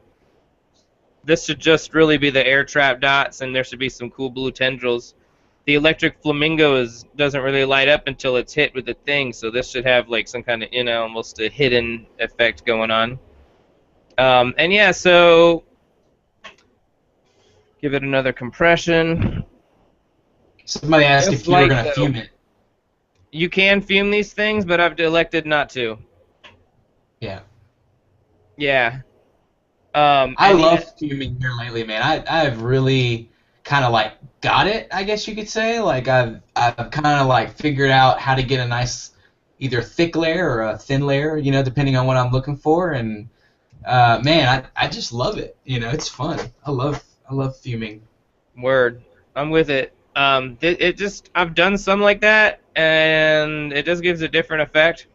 Yeah. It coats the UV, so it makes it not shine through as much. And because I'm using like a mixed one, I don't really want to go there. I've done some, man. Like I think I showed you guys the one on the show that had some of this mixed one in there, and it really is. It's incredible. But yeah, I'm just repeating that step of heating the disc, the edge of it, and then coming in at the face at this angle. So where the face is getting heated and some of the side is getting heated. And I'm doing this with a pretty big flame. Do this with whatever flame you're comfortable with, though. Seriously, like that's a big thing. The more comfortable you get doing something, the more times you've done something, then you can crank up the flame. You know what's going to happen. You know what you're trying to do. Until that time, take it slow. I could do this whole thing on the links. I mean, gathering it and stuff, you don't got to do that, but yeah, and if like you guys could see this right now, like all the air traps are starting to become visible in the implosion. And I just want to keep them centered. And like, let's see, I don't know if you guys can see that. I doubt it. No, it ain't happening. But like, what I'm seeing is like a little tiny crown of those air traps. I'm going back to the Marver pad. Give him I'm not really pushing when I push it on the Marver, right? I'm just letting gravity like flatten that bottom out so it's not as concave. And like now I'm going back, and like it's because it's imploded now. Like the disc is thickening up, and like the everything's coming into it. This is great. Like this is just what you want. And like I said, we're going back. We're heating. You can pretend it's a tire, and you're just heating the tread, man. Cook that tread so that the inside of the tire gets hot enough to move, and the outside of the tire is hot enough to move, and then come in and hit it with a bigger flame. Or the same flame, it doesn't really matter. It's up to you, folks. But then, yeah, come at that angle. And that angle is a gravity, and because of where you're putting, it's a combination of where you're putting the heat, and thus doing so lets gravity affect it. And, yeah, so, like, we're coming down. This thing is getting pretty cool, you guys. Like, I'm going to tell you right now, like, I did my job, essentially. I can see all the little bubbles. They're all in there. It's pretty awesome. And, how deep did you press those? What's that? How deep did you press those? I press them as deep as I can without like fucking up the handle, man. And that's why I want that gradient tapered heat in there so that the handle is a bit stiffer so that it seizes up.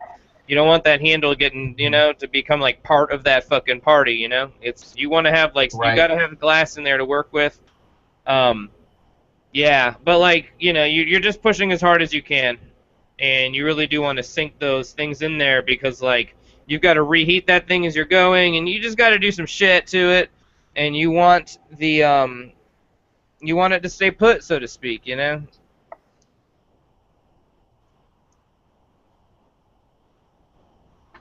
All right.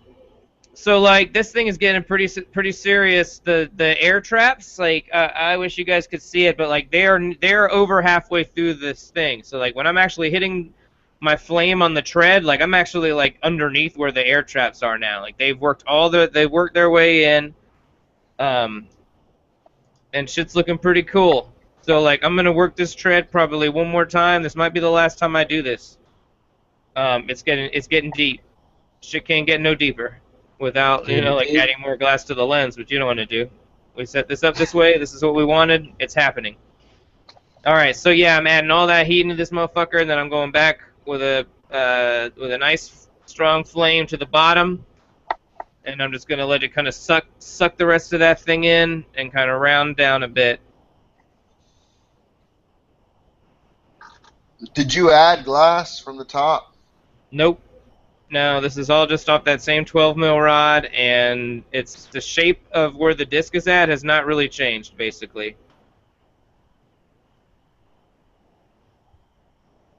I used the same implosion technique for the little rose pendants I was doing for my my cousin who was killed by a drunk driver. And actually, I have one. I know you can't really see it, but if you look inside there, there's a little rose in there, and I put her initials on there, and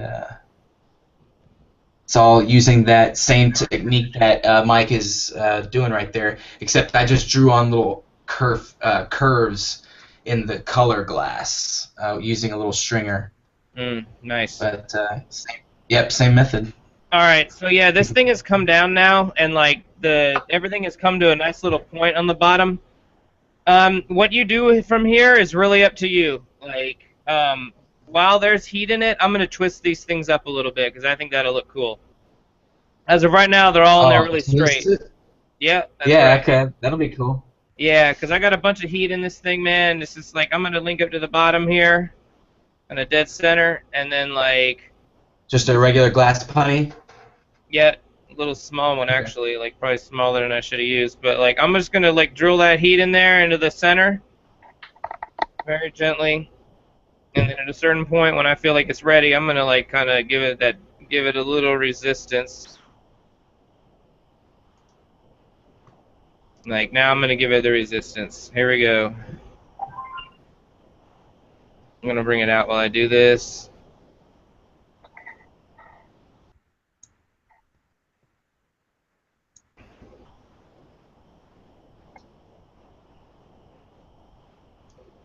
Bring it back in the flame. I'm seeing some devitrification I don't like.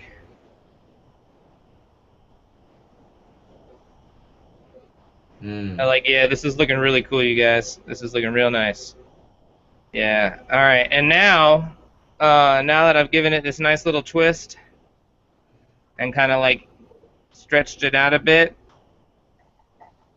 it looks real magical now. And I'm gonna cut that to a sharp flame, and I'm gonna cut this fucking I'm gonna cut this punny that I added off. I'm gonna do a nice little flame cut on that and kind of terminate the bottom.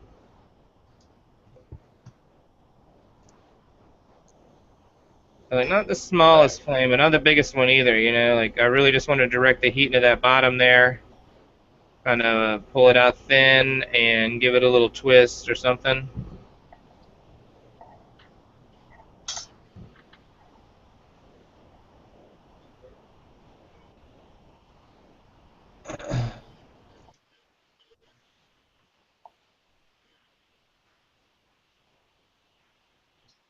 I like terminating the reversal, you know what I mean? You want to really thin that out. before you terminate it.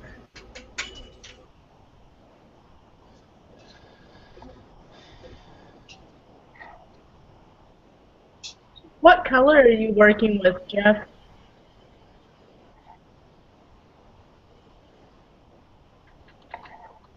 I hope I don't have him muted. Do I have Jeff muted? Can you hear me, Jeff? Oh no, he's there. Oh, sorry. What was that? What color are you working with there? That is, I want to say it's like glacier blue or something like that. It's like a transparent blue. I don't know who makes it. I got it a long time ago when I ordered like a bunch of random colors. And it was sitting there and it looks kind of perfect for like water. So I'm gonna do like a section of this and hopefully it'll fit. Well, I'm gonna set it so that like the iceberg will sit like just over this. Cool, man. I love that you're using a color called glacier blue for the for the piece. That's really cool, man. I think that's the name of the color. I'm pretty sure. But it better be. If not, it is now, man. Alright, dudes. So I'm going to let this cool down a bit. Oh, sorry to interrupt. No, you got it, man. I'll let y'all see what's going on here, because this looks pretty fucking neat. Pretty neat. Let's see. Oh, is it cooling down enough to see? Oh, shit. Oh, yeah, we can totally see. I can see something happening. Yeah, like, let me see what I can get to make happen here. You'll have to take a picture and send it to Will so he can post it. There we go. Look at that. You guys see all the little air bubbles? Yeah. Yeah. Let me bring it back here. There you go. Can you guys see all that? And then For some reason, all the little Katy Perry tendrils. is in my head now. Come on, you can do a camera focus. You should just take a picture, Mike, and send it to Will. Yeah. I don't even know where my phone is right now, but yeah, look at that. You guys can see like rings of bubbles in there and stuff. Yeah, it's looking really nice. It looks really cool. And they ended up really deep in there inside the structure. That's cool, man. Oh yeah, they sure did. All right, now I'm gonna back this thing. I found this little rod of whatchamacallit. It looks like, I don't know what it is. It's like singular passion or double passion or something. I found it when I was cleaning my desk. I like it though. I like it a lot. Score. Yeah, so like. That's like finding a $5 bill in a pair of pants or something. Yeah. Similar. Jeffrey, so you're adding on that blue tube the same way you added on the 34 or what? Yeah, man. Basically, I just like to blow stuff out from like attaching it to the end and just blowing it out. You know? I don't like to put it up to the other side and like try to condense, hook up the blue tube. I don't know. It's just more fun this way. I feel like. And that's going to be the bottom of the rig? No, I'm going to add another clear section on to the end. It's going to be pretty big. Dang. I can't wait to see it, man. It's gonna be epic. Yeah, I'm definitely not gonna be able to put that card yet on. I will show you the finished product because I'm probably gonna do it pretty soon. Your birthday is, I guess, your birthday is next weekend, but still, I want to get it done. You know, if I fuck it up, I can do something else. You know. Yeah. Were you able to fix that one Christmas present that messed up? Oh yeah, dude, I totally fixed that with a propane torch. Nice. Oh wow. Yeah, totally. Yeah. Really, really cool. So when I am blowing this out, I concentrate the heat I kind of switch between the clear glass and the colored glass, kind of depending on which part of the seam I want to like work out, you know. But most of my heat is usually focused into the color glass because it's a little bit stiffer. But you also want to make sure that you get like the shoulder. Like if you, I don't know, if it was like kind of, I guess like narrowed down to a point when you attach them, you know, like you didn't attach them really wide. If you like blow out that section, you have to concentrate some heat into the shoulder and like into that down sloping area, you know, or else like you never can blow that part out. But yeah, kind of common sense, but I guess that's something. Totally makes sense. Well, man. Hey, so I got some questions for Kirsten here again. What are your goals here for with glassblowing? Like, Oh, where do you want to go with it? What do you want to do? the top. The top, yeah, definitely right. Everybody wants to go to the top. Isn't that the goal? Yeah, yeah. So are you pushing hard? You're pushing hard. You blow glass like non-stop religiously. Yeah, I go into work at 6 in the morning, and I usually leave the shop around like 7 or 8 at night. So I pretty Wow. much live So there. you bring food there, for sure. Huh? I was just kidding. He said you bring your food there to lunch for lunch. I do. I prepare it all out at the beginning of the week. Grab it on Nice. the way out. That's Wow. sounds like my Dedication. kind of forte. Yeah, no, my goal is absolutely to just be the best at my craft that I can be and just keep learning. That's awesome. Yeah, yeah, that's definitely where I'm at. I just want to get as good as I possibly can, and which I think with glass blowing, there's no sky's the limit because Right? there's nothing's been reached yet. It's such a new field, even though people have been doing it forever and This people have part. done amazing stuff to this point. It's still so much new stuff that we haven't discovered. You know what I mean? Like, and it's going to be crazy with the legalization. It's just going to be amazing when so many more people get into it. And It's been absolutely astonishing seeing the change in color options and just tools available in the last few years. I can't wait to see what happens coming up with all the legalization going through and the market going up. It's going to be interesting. It's a good time, guys. yeah, hey, I was actually on the Norm website, and for all us Texans, there is legislation coming up for medical marijuana this year. Yeah. It is in the talks. It is in the talks for medical marijuana now that it is federally I'm legal. sick. They're I'm talking sick. about I it. need medicine. Well, we all do, man. We have an endocannabinoid system that fucking reacts, and we maintain homeostasis better because of marijuana. You know what I mean? So Oh, yeah, it's shit. medicine for Garza everyone. bringing out the big words. God, Garza, that was deep, man. I love it. But I agree with you 100%, Well, man. no, it's the truth. I mean, and how they don't teach this in fucking medical school is beyond me, man. Like, we have in us what is called the endocannabinoid system. Okay, so basically, if you've never smoked weed in your life, you still have trace amounts of cannabis in your system. And anyone, I don't care who's watching this, quote me, go look it up. It's fucking information. The information's out there. Go check it out. Yeah, it's true. Okay, so this system is connected to everything in our system except for our nervous system. So meaning that no matter how much marijuana you consume, there is absolutely no way that you can overdose, go into respiratory failure, anything of the sort. And so what they're discovering now is that whenever you stimulate these receptors that are made for THC and CBD, your body maintains homeostasis a lot better. That is why people that smoke a lot have a better well-being and sense of morality, I guess would be the word. You know what I mean? It really is. I mean, it's that's the truth, dude. It's the new stuff that they're discovering. It's crazy. And like the most amazing thing, Jeff, that looks amazing.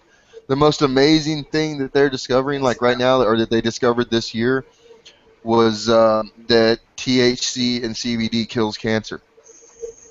It does. I forgot the exact terminology of how it does it, but it starves it of oxygen and some other things, and it fucking kills it. And so, like, literally, they're gonna discover that marijuana is somehow gonna fight cancer, dude. It's gonna be crazy. It's gonna be a crazy 2015, man. Y'all look, y'all remembered. Hey, Fish was talking about something about that a long time ago.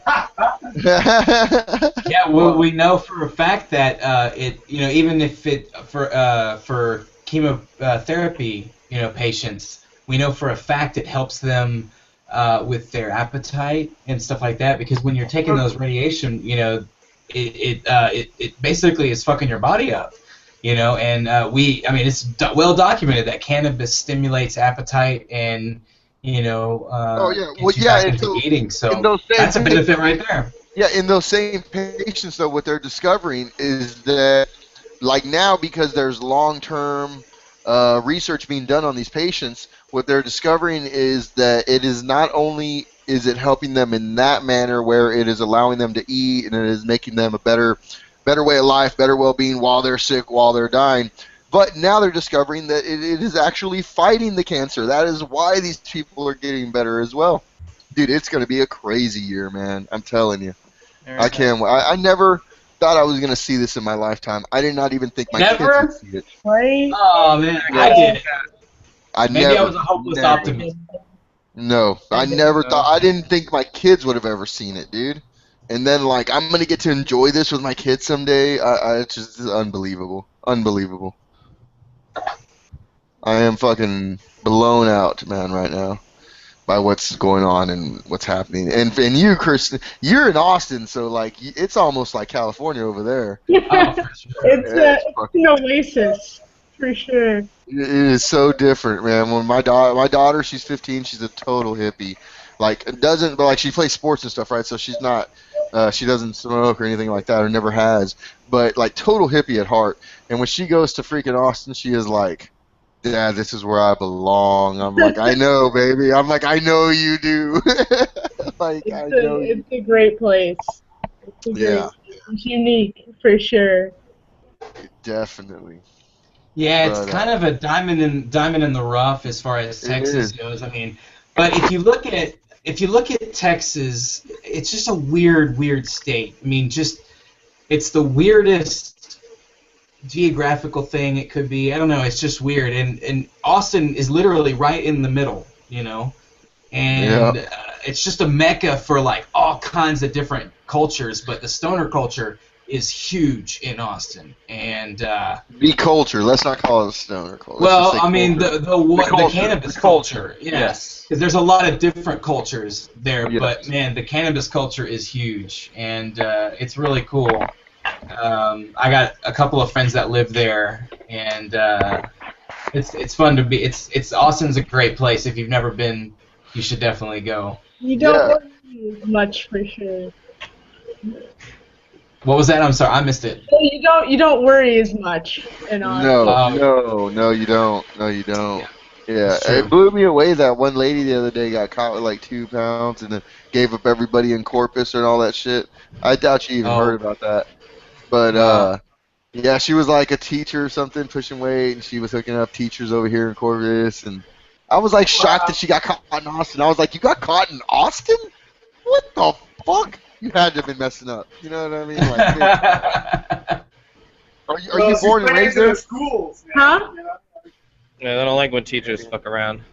Yeah. Are you born and raised there? No, I am from Waco originally. Oh, wow, yeah.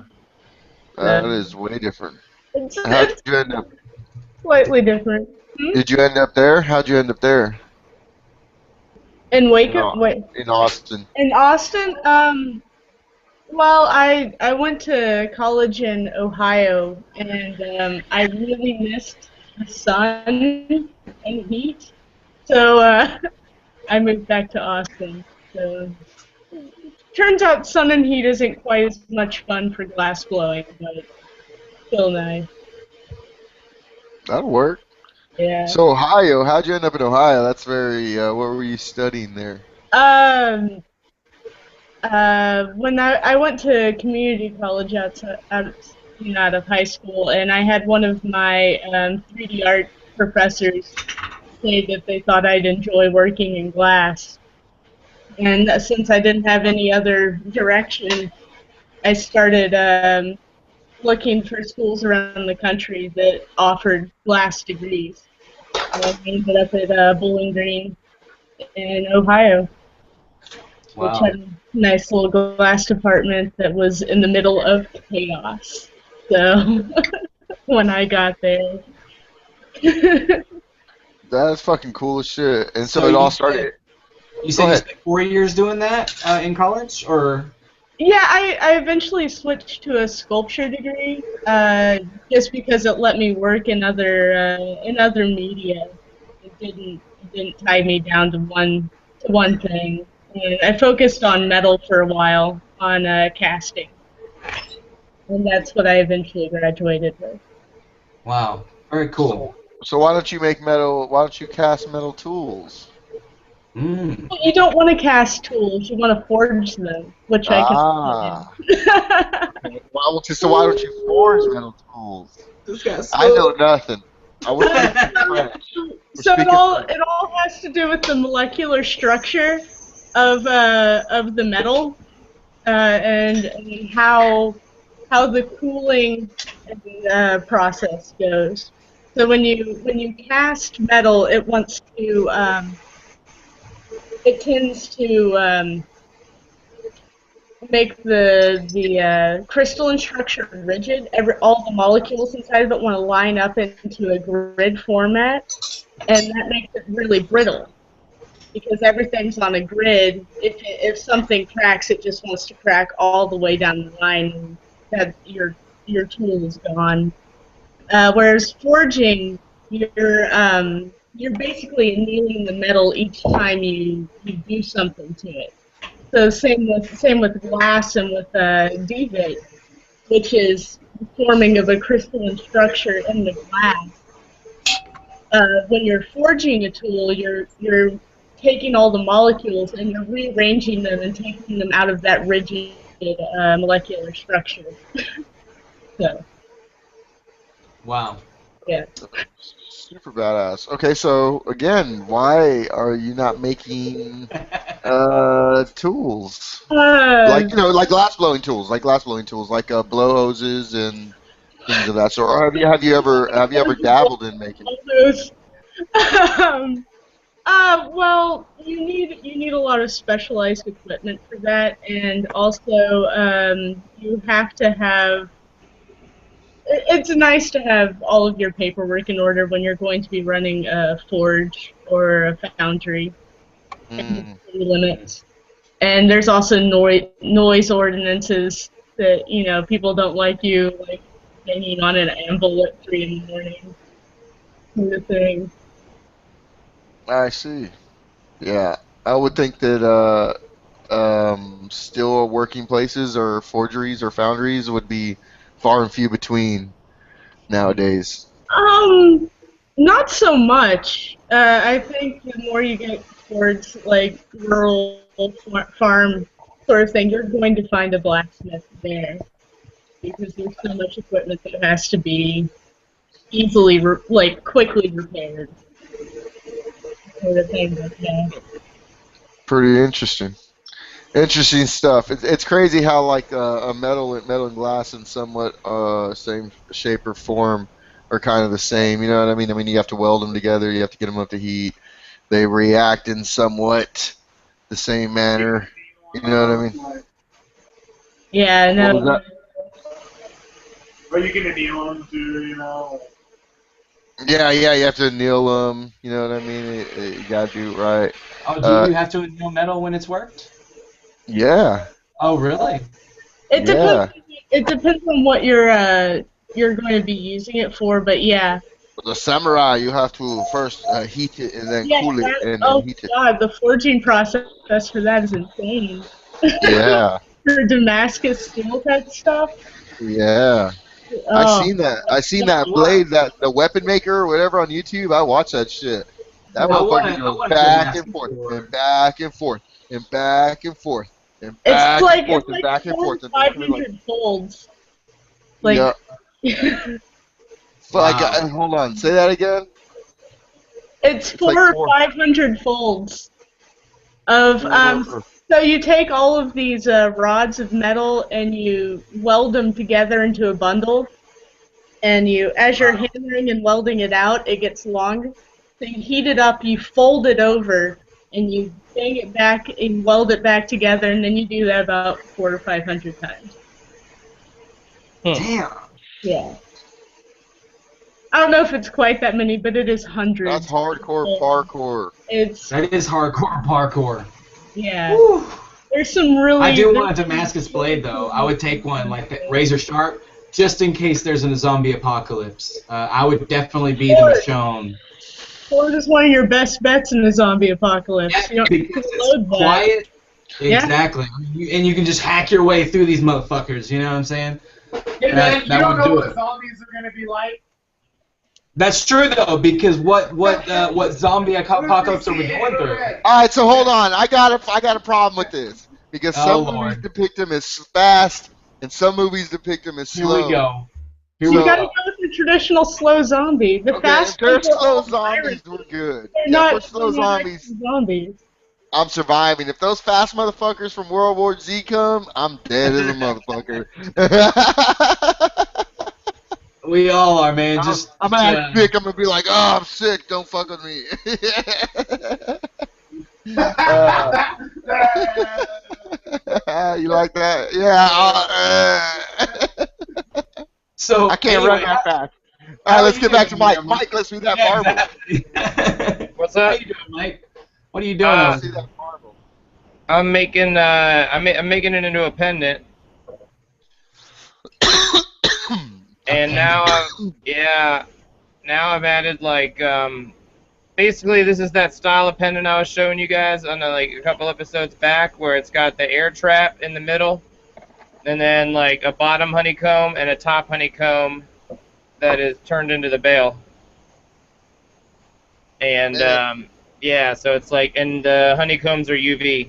From my screen, if you were to like square that little side thing you're working on out, it would look like the things from Star Wars, the bad guy TIE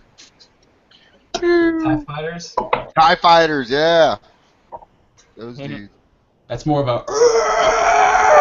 Oh, damn! What the hell? That's good sound effects right there. That was some good sound effects. Thank you, I appreciate that. You know what's funny is like my wife loves it when I do that. She's like, it's like spot on, and I'm like, it's so ridiculous. I was driving in my truck today, going down the road, and I was like, I remember when I used to do that sound, and I was like, since you brought it up, I brought it back, so thank you. Yeah, man, that was spot on. If I ever need that soundbite, I'm gonna call you up. We'll be like, hey, I need that soundbite. Go ahead, hit it. If you need a fucking TIE fighter, I'm your guy. And so you're just putting in dots there, melting them up, and then melting them in to make your honeycomb, Mike? Yep.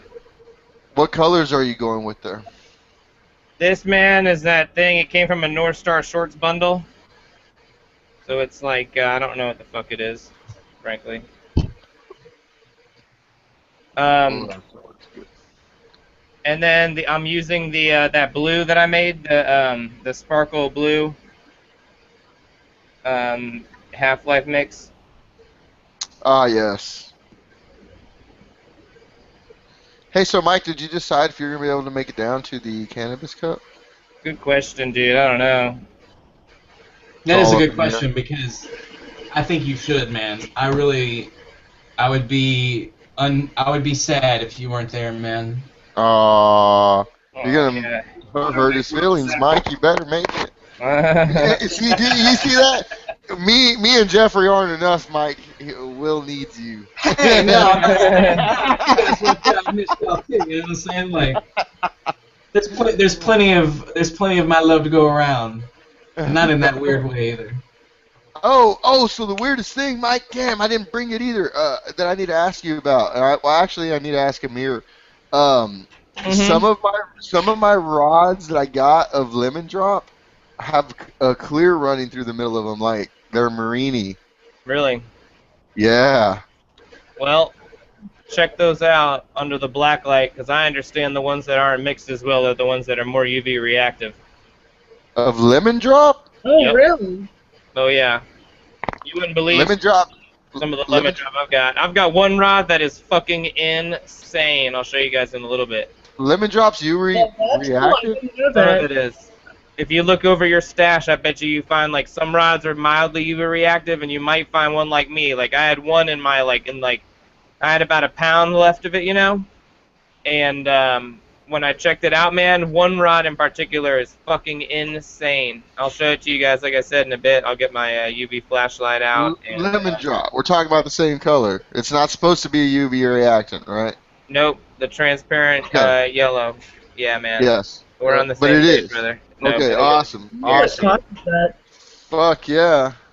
Yeah, but not all of it is. You understand? Like, I'm dead serious. Like, I had about a pound, and like, you know, like a few rods were like UV reactive, and like one rod was like fucking nuts. So yeah, like this is the way I'm doing these things, and like now I've added a honeycomb bottom to this motherfucker, and I'm gonna turn this thing into the bale. So yeah, now that I've made this UV, I'm gonna warm this up a bit. And then, yeah, I'm going to shoot all my heat into this motherfucker and treat it like a, like any other bale that you make, you know, where you, like we did in the bale demo, like, weeks back, guys. Just the same thing. It doesn't matter if it's a honeycomb marble you made. You can bale that motherfucker and it'll look awesome. Keep bragging, Garza. Ah, look at that. I went to a cool place and brought back cool things. Look at me.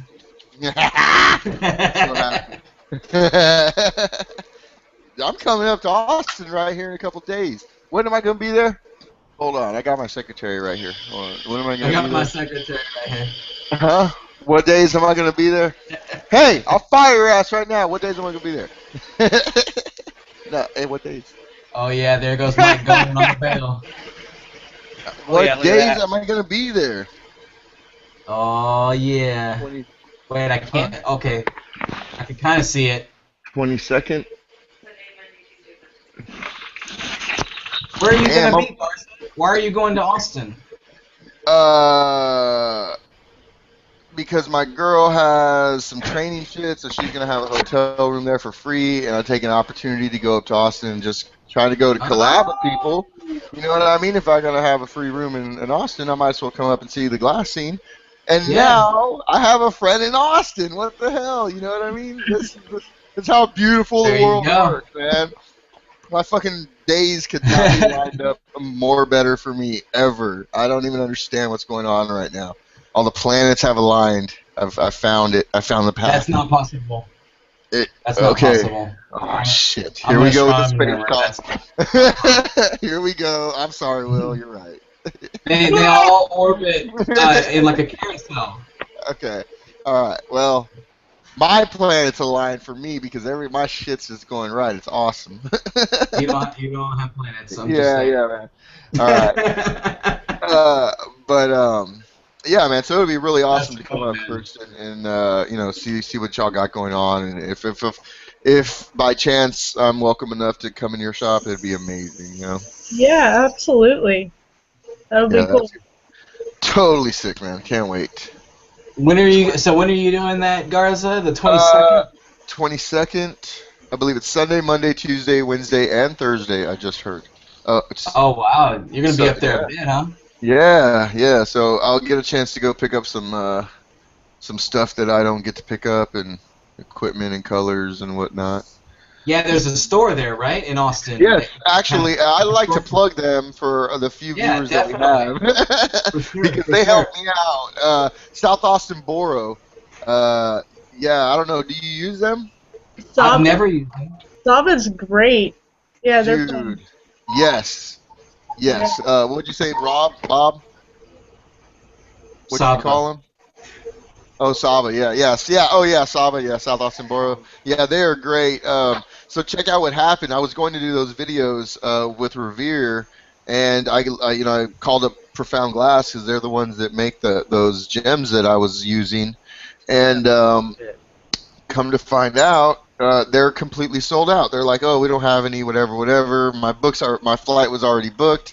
I was like, so now I'm heading over there to do this demo, and I don't have the fucking thing that I need to do it with. And so the original place that I bought that from was from South Austin Boro when I was up there one time, And they had a few of them, and they were like, we don't ever sell them. No one knows what to do with them. So I called them up, and they still had the other one, and they fucking overnighted it to me, and I was like so grateful. It was so awesome, like $8. It was great, you know what I mean? So they really took care of me. So if anybody's in Austin and needs something, definitely go over there. South Austin Borough. They're really good people, great guys. Yeah, I think they have a storefront and everything. Or maybe they don't. There is a place in Austin that does. I know for a fact. Yeah, so that's cool, man. Dude, let me know what day you're going, man, and I'll take a day trip and come up that way. And you know, like whatever. Yeah, we'll definitely have a party. And I got several friends. Some of those hallucinogens. No, I'm just playing. I don't know at all. I'll watch you do it. No, but yeah, we got a bunch of love friends to have a good time. We love to have a good time. Save and so yeah, dude. Yeah. No, yeah. Let me know, Garza. Let me know. I'll make plans. I'm definitely gonna be there, and I'll have a place to stay. So come on up. Oh, cool, man. Yeah. You know, you can always sleep on my couch, man. Shit. in the suite. I'll throw some blankets out in the back of my truck. And be like, there you go, Will. Nah, oh yeah, man. Sometimes I sleep in a tent outside for weeks. You have to ask Kirsten. I asked politely, Will. You're just inviting yourself. I did. I asked earlier. No, I'm just playing. Didn't I? We're not clear on that. We mess around a lot here, Kirsten. Yeah. Yeah, we do. Well, I missed some of that. You guys lagged a bit. Oh yeah, sorry. Oh, we were just cracking jokes on each other. It was really weak material, anyways. Though. Yes, it was. It was. But I'm dying to see this pendant already. What's going on? I got pictures. I'm just terminating the bottom now. Terminated. Yeah. Come on. And Will, we got some epic stuff going on. Jeffrey, what do you got going on? Are you gonna insert yet, or is that not going on tonight? That's not gonna go on. Right. And I actually got popping holes in my perk. I'm still connecting this. Or finishing up this tube here now. All right, so hold on. You've been working that for a minute. What are you trying to do to it? Because you've been that same shape. I was flaring out the mouth just a little bit so it would fit my other tube. Okay. And what is? About to connect them. It's time for a rabbit call. I'll be right back. Yes, it is. All right.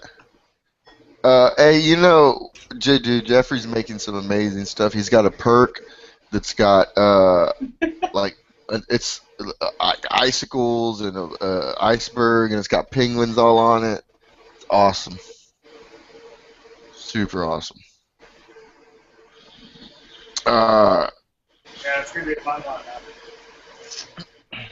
Hey, so your place really opens at 6 in the morning? We get to sleep in late during the winter. We don't go in until 7. But I usually get there at 6:30. I like being the first one in. I didn't know glass blowers wake up that early. Man. I get up that early, man. So how many hours do you put into the shop, and how many do you put in personally every day? It varies depending on the day, but I usually put in about 8 for the shop. Obviously, when we were getting ready for age, we were putting in 12 hours. How did that go? You got to go to that? No. Oh, what? I'm so jealous. But I got the entire week off to work on my stuff, so that was okay. really, yeah. So I got trade-off thing. Just play for a week. Wow. Sounds like it was amazing. Like everything about it sounded great. That's so crazy. Yeah. Yeah, I saw some Instagram posts. It looked cool. I chose Cali instead. I was like, no, I'm not gonna go to Age. Yeah. I hear it's a good place to run into people. Yeah, that's for sure. Yeah, you know what? It probably was. That's probably where all the glass blowers were, and I probably will be there next year, but this year that trip to Rivera was like a little more important to me. That's who started me off. And I would absolutely take a lesson in a demo. Oh yeah. Over ages, any day of the week. Yeah. Oh yeah. I wasn't even thinking about the demo. I was just thinking about the trip itself. But yeah, you're absolutely right. The demos are like. I can't even. Who knows? Who knows who we'll meet at the Cannabis Cup too, man? A million times, man. I can't even thank y'all enough. There's not enough words that can, describe how grateful I am for what y'all have done for me. And there isn't. It was amazing. It was amazing. Yeah, but the Cannabis Cup, yeah, that's definitely going to go off. I don't think there will be as much as there was his age, but it'll definitely be great for everybody. Oh yeah. I agree. There will be more in a different arena, but there will be some A #1 glassblowers there. I'm excited, man. It's gonna be fun. Yeah, and then plus, like now that I went to California, I got to meet a bunch of people that are going to be over there. So now I have us a bunch of extra like super badass connects and a bunch of stuff that we will be very well taken care of there. It's going to be awesome. I can't wait. Yes. I can't wait until we start meeting other glassblowers and we can get them on here to pick their brain about certain techniques that they're good at and stuff like that, like salt or yunk. Yunk is one of my favorite techniques. Man. Yeah, what's crazy is he put out what's that? Person?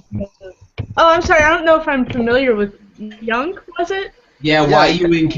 Oh, look him up. Is that his Instagram? Yeah, I think it is Yunk Glass. I think so. Yeah, he does some really awesome pendants and he does clear carving. Yes. And it's epic.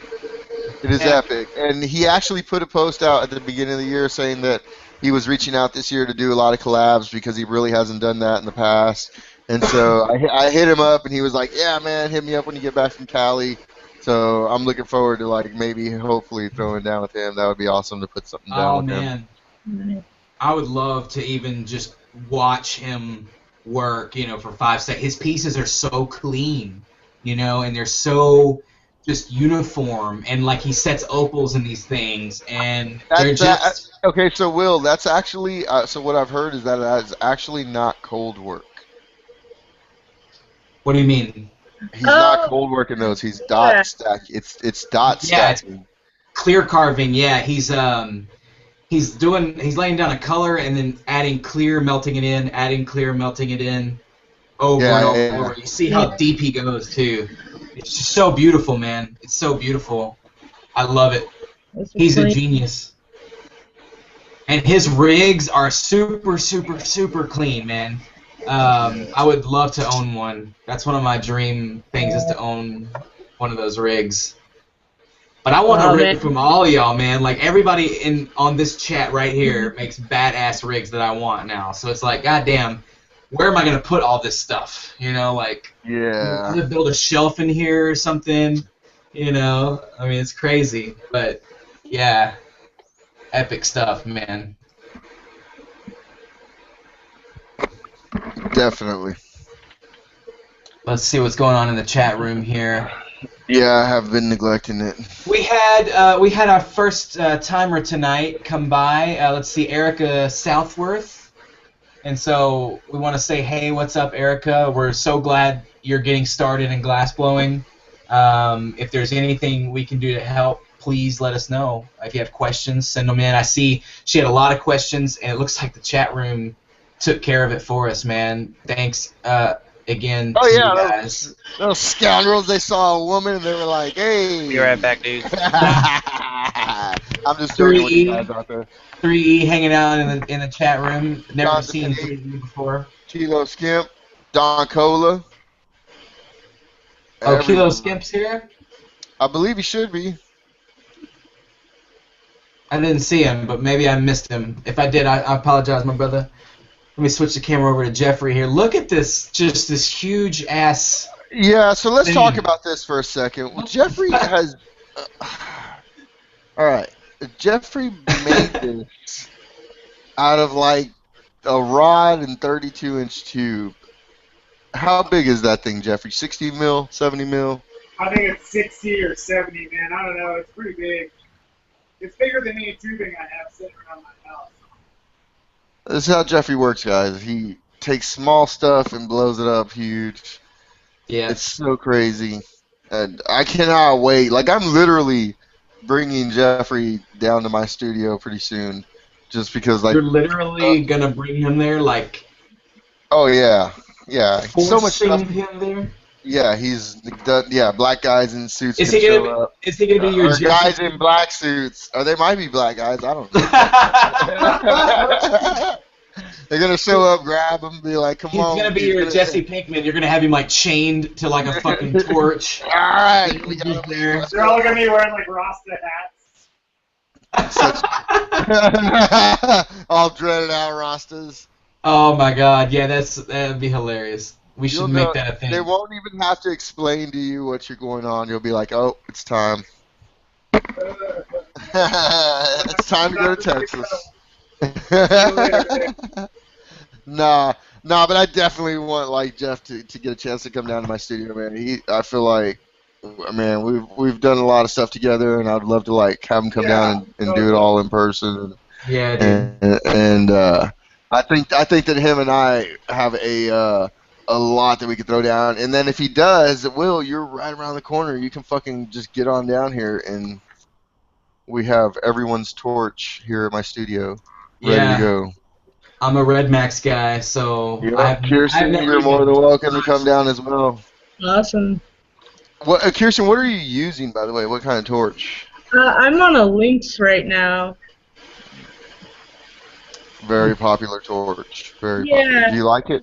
Oh, it's amazing. It's so cool. You're sculpting. Hopefully I'm going to get a chance to work on a Carlisle soon. I've been thinking about getting one of those. I need a bigger flame than you get with the Lynx. But I love GTTs.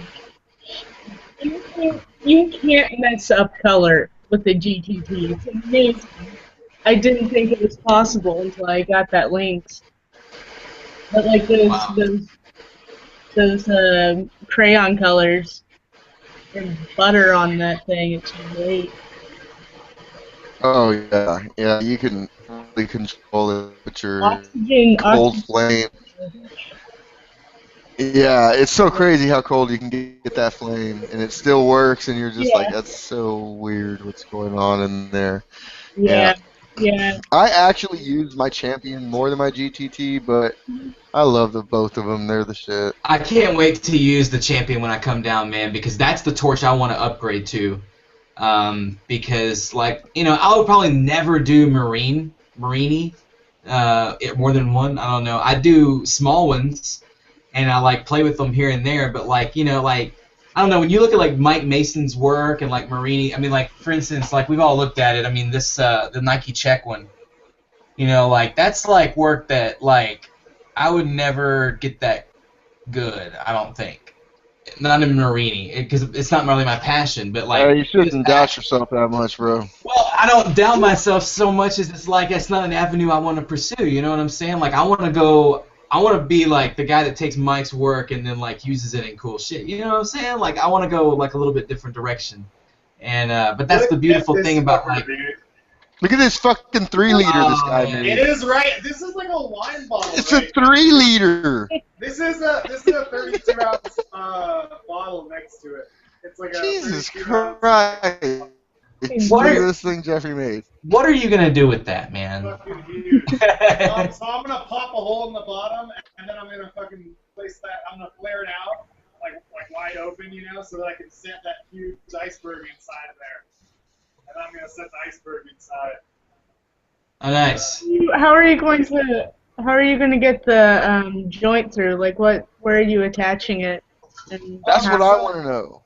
Like, are you doing like a little L bend to the side of the wall? Yes, I'm gonna do an L bend on the bottom, off the bottom of the iceberg, so it so it will like come from like right here, and the 12 mil tube will come like up and kind of curve, and then touch the wall right here, and then the joint will come out here and like come up, basically. Yeah. All right. Yeah. For sure. Those pictures of that piece will definitely be posted on the Torch Talk Facebook, and so while I'm on it, might as well go ahead. Last one, right? Are you going to? Oh yeah. Are you? Yeah, you need to do that. Yes. Sorry. What's that? Are you gonna pop the hole for the joint before you open the bottom? No, my plan is to I'm gonna have it like positioned and cut, like just so, well, not cut, but I guess yeah, cut, sure, and maybe flare it a little bit. But I'm gonna have it as close to that wall as I can get it, and then I'm gonna place it up there with those two little bars up at the top of the iceberg, little braces basically. So I'm gonna like brace it that way, and then I'll probably stick it back in the kiln and like let that all like come to temp and stuff, so I'm cracking around that area. And then I'll go back down and close up the bottom, and then I'm gonna mess with the popping the hole for the joint. Oh, okay. And basically, my plan is, I've never really done this before, I'm just kind of winging it. But my plan is that I'm going to, before I pop the hole, like for the joint, I'm gonna get that a little section hot, like right over where that connection is, and I'm just gonna tag it to that 12 mil tube that I have maybe a little bit flared open in there, just so that seals that off and makes the connection there. And then all I have to do is pop that off and pull away some glass, and or I probably don't even have to pull away some glass. I can just scrape it open and pass my neck, and I have a little spacer there. So that's my plan. Okay. All right, so Kirsten, are you as lost as I am on that right there? Because I have no fucking idea. Jeffrey, I have no idea what you're about to do, man. I think I know it. I think I know what you're saying. It's not. Yeah, it's totally different than the way that I've seen it done before. So that's cool. That'll be interesting. Oh, and that is crazy because when I was doing my demo, I used a Marver in the way that Sherbert does, right? But me and Sherbert have Sherbet. His name's Sherbet. There's no R here. Sherbet. Yeah. He's in Boston, right? From Boston. Yeah. He is in UMass. He is in Boston. But he was like, man, that's crazy. He's like, you and Sherbert are the only two people I've ever seen use the tool like that. And y'all have never seen each other work, and he's like, "That's really cool." You know what I mean? And so it is fun, like to see other people working the way another mind comes up with a different way to do the exact same thing. Yep. Yeah. But back to Jeff, I have no idea what you're talking about, dude. All right, I'm drawing it. He's on it. He's drawing it, dude. He's writing it the fuck down. No, don't play with yourself, Jeff. It's not going to solve the problem. Hand check. Oh, and then Garza turns his camera off. Oh, Jesus. What does that mean? Call a hand check. Garza turns his camera off. Rabbit calling. Where did Mike go? Mike just wandered off. I'm rabbit calling over here. Did Mike just wander off? Like, anybody see Mike? I'll turn his camera on. I don't know. Maybe he... Mike probably made a beer run. Yeah. So you didn't, Will, you didn't say what techniques you were interested in working on earlier, or like what you've been really excited about. Yeah, DNA. Yeah, I came up with this thing, this technique to make DNA like encased in clear, like inside it, and I don't know if you've seen it or not. It's on my. I got a few pieces on my website. I made them mostly in Dependence right now, necklaces and whatnot, And I've made a marble for somebody. I made a really big one, and this one broke in the case, and this is a really poor example of one. But you can see that this is one of my earlier ones, and cool. It has the color, is in between the two helixes, and I've done some ones in traditional DNA colors, like the reds and the yellows and stuff like that, and I've done it to where the colors are one, like, so in between those colors that go this way, there's two colors there. Half the bar is one color, half the bar is another. Yeah. And you know, it's a really cool technique. And I sent it to Dustin.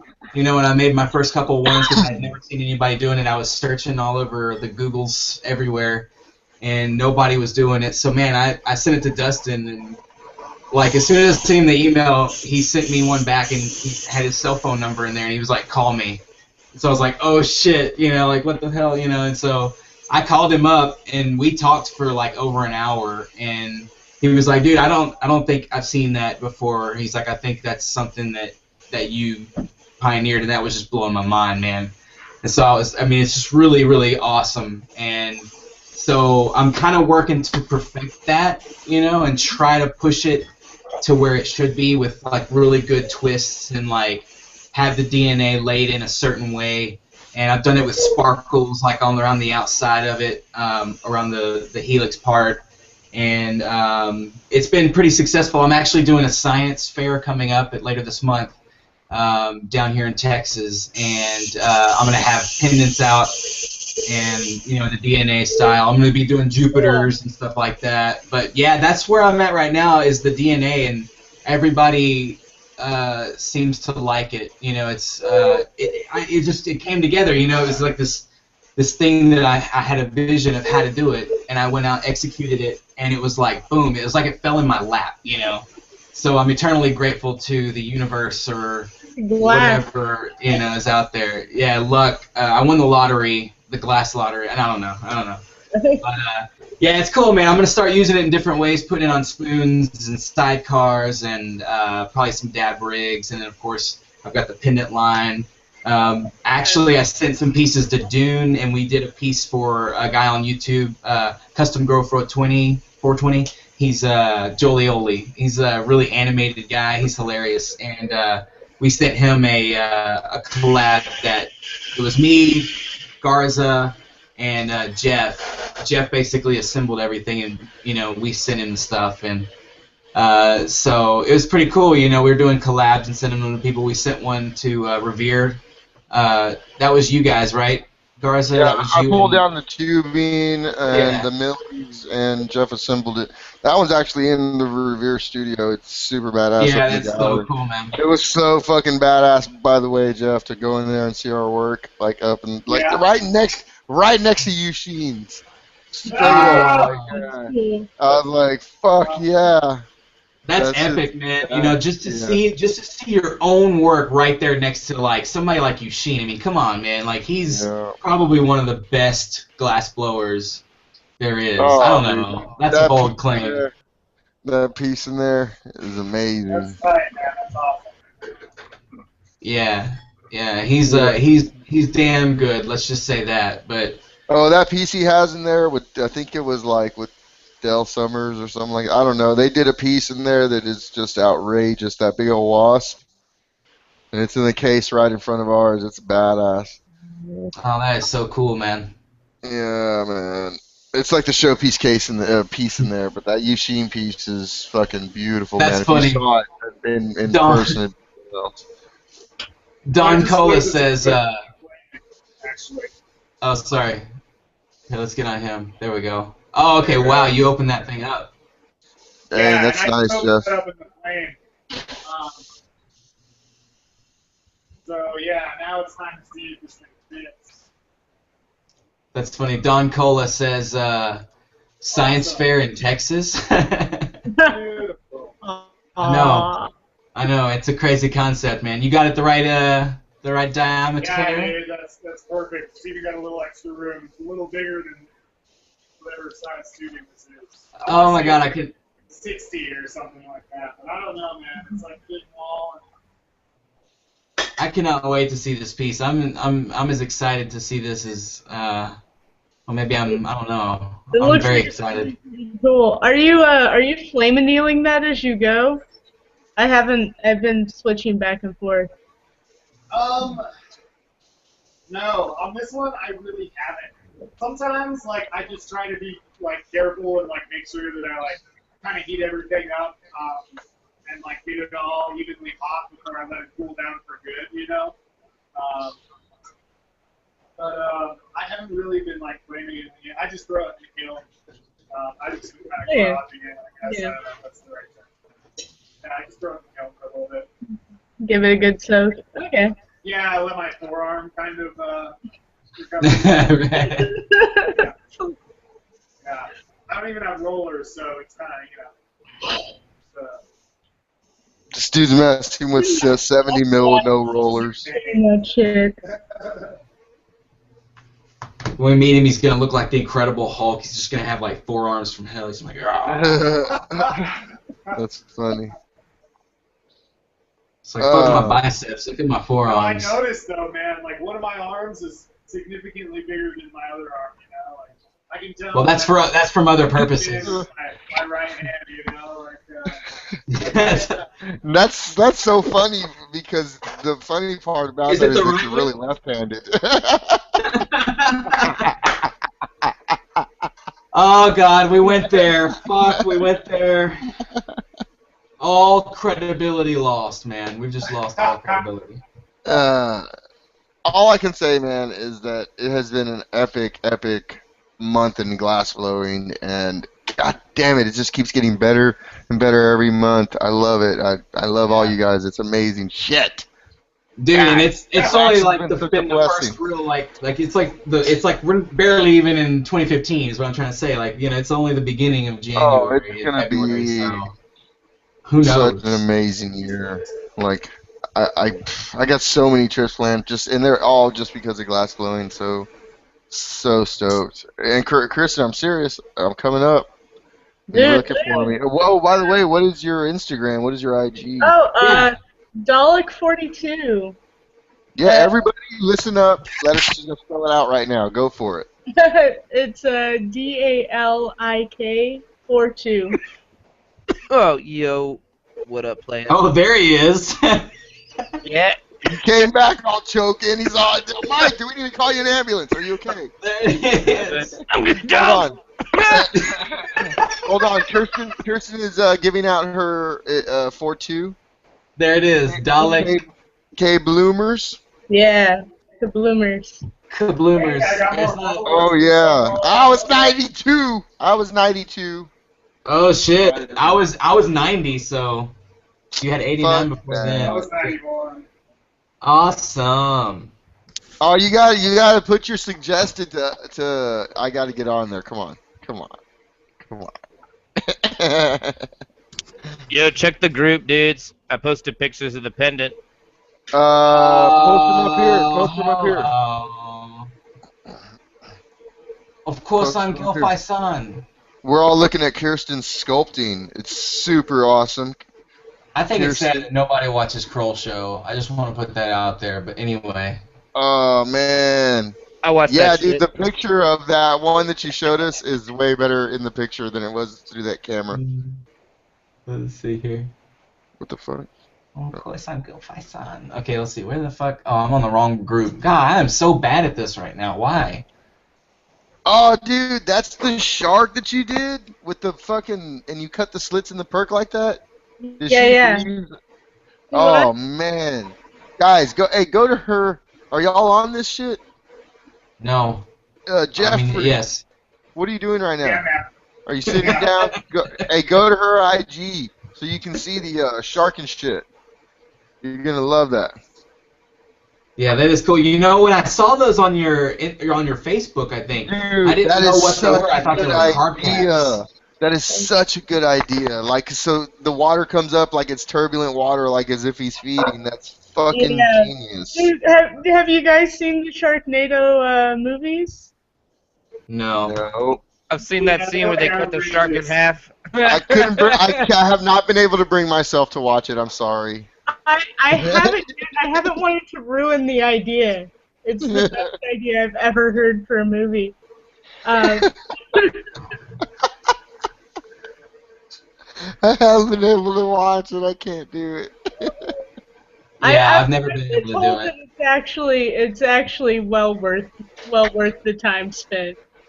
So, I bet I have seen worse. I'm sure you have. I'm sure I have. Dude, Here it is, people. Here's the pendant Mike Mason just laid down. Hold on, let me click on the pic. Hold on. Can y'all see it?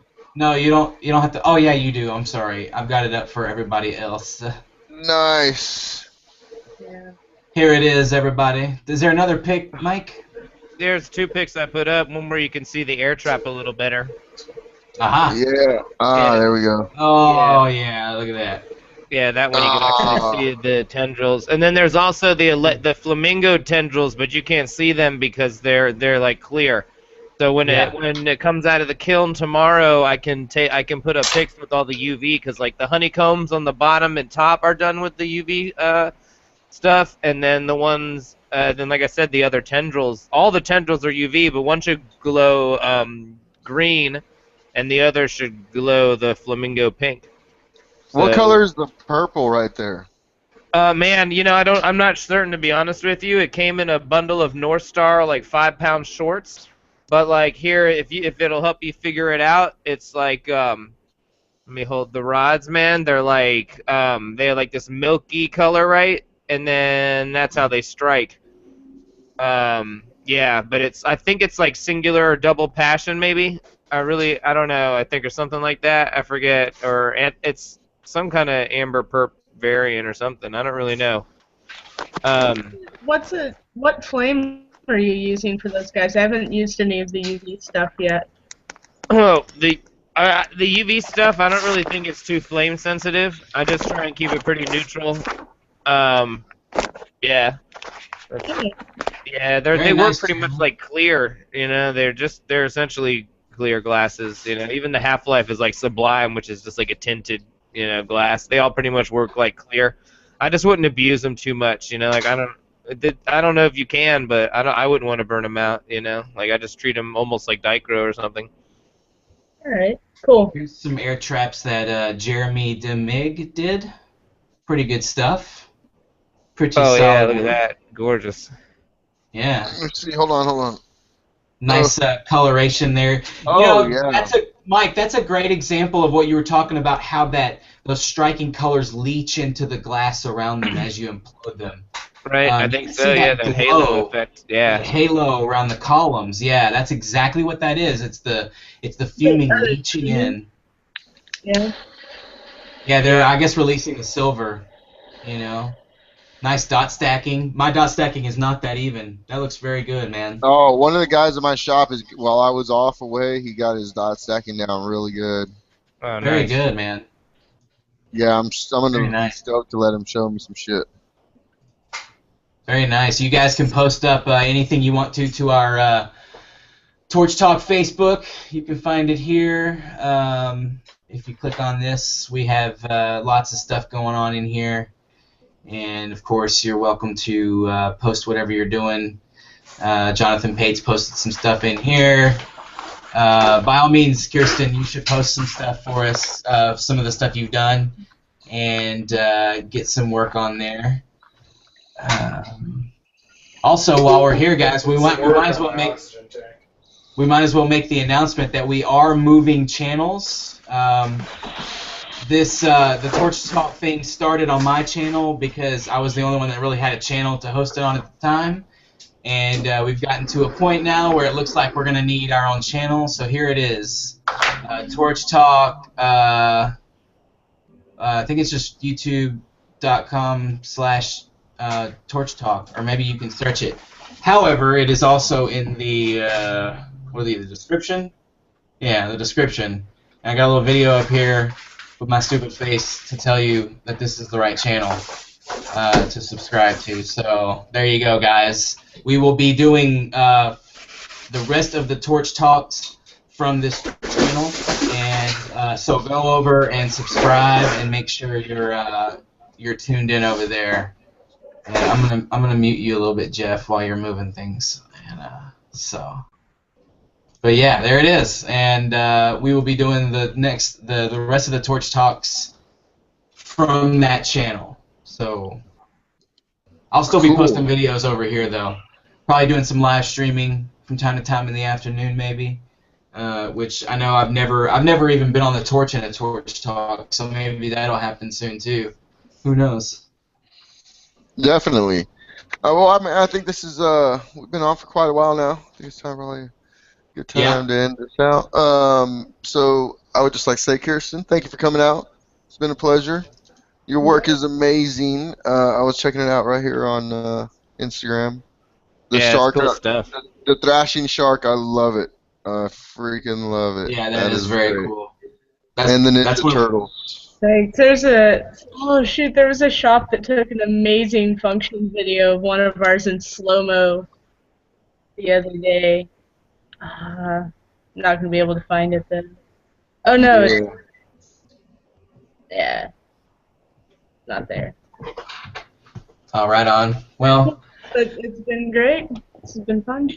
Yeah, definitely, so man. much. I totally look forward. I mean, I have your IG now, so definitely, I'm not joking. Look for me. I'm gonna hit you up when I hit Austin. Yeah. Yeah, let's work something out. Definitely, without a doubt, come collab it up. Yeah, awesome work, Jeff, tonight, man. Yeah, Good job. Freaking amazing watching you blow that up. Also to you, Mike, good job on the air trap demo. Very thanks. cool stuff. I cannot wait to see that thing glow tomorrow. I'm very excited to see the UV thing come across. I love that UV glass. I'm kind of obsessed. Like, it haunts me at night. I can't wait to see it in person. I have some, but I don't have a damn UV light, so I need to get one. So. And also to the viewers, man, thank you guys so much for sticking with us, tuning in. Remember, go subscribe to the other channel. The link is in the description right below us. There is a video over there, so it's foolproof, man. You can't mess this up. Go over there, subscribe, and next week we will be doing the live hangout from the Torch Talk channel. So that's from right. now on out. And but yeah, thank you all for being in the chat room, for helping out the people just getting into it. You guys are awesome, man. It's a community. We've all been given a lot of information, and look, we're giving it back, and that's what this is all about. That's why we started this, was to give back, and here we are doing that. I think it's awesome. So. All right, and speaking of giving back, how about this? For our first week back next week, we'll give away a section of some type of, maybe I'll do some crushed opal tubing or something I'll send out. Or a Vaxac section or something that I make this week. We'll send a piece out to someone. We'll pick a winner somehow, some way. So we'll think about how we're going to do that. For our first episode back on our new channel, we'll give something away. Awesome. Yeah, that's going to be epic, man. I know I mean, am I excluded from winning that particular competition, or? We can talk about that. I don't think the viewers would like that, but I can send you whatever you want. I can send you whatever you want. You just get at me and let me know. Let me know what you need. I got you. All right, man. Well, that does it, guys. Thank y'all for tuning in, and we will see y'all next Tuesday, 7 p.m. Central-ish, more like 7:10. You know what happens. So. You know how stoners do it. Yeah. Peace out, y'all. Thank you so much. Word up. Thanks, guys. Yeah. Sorry I wasn't able to be here the whole time. Peace out, y'all. Good, man. Later.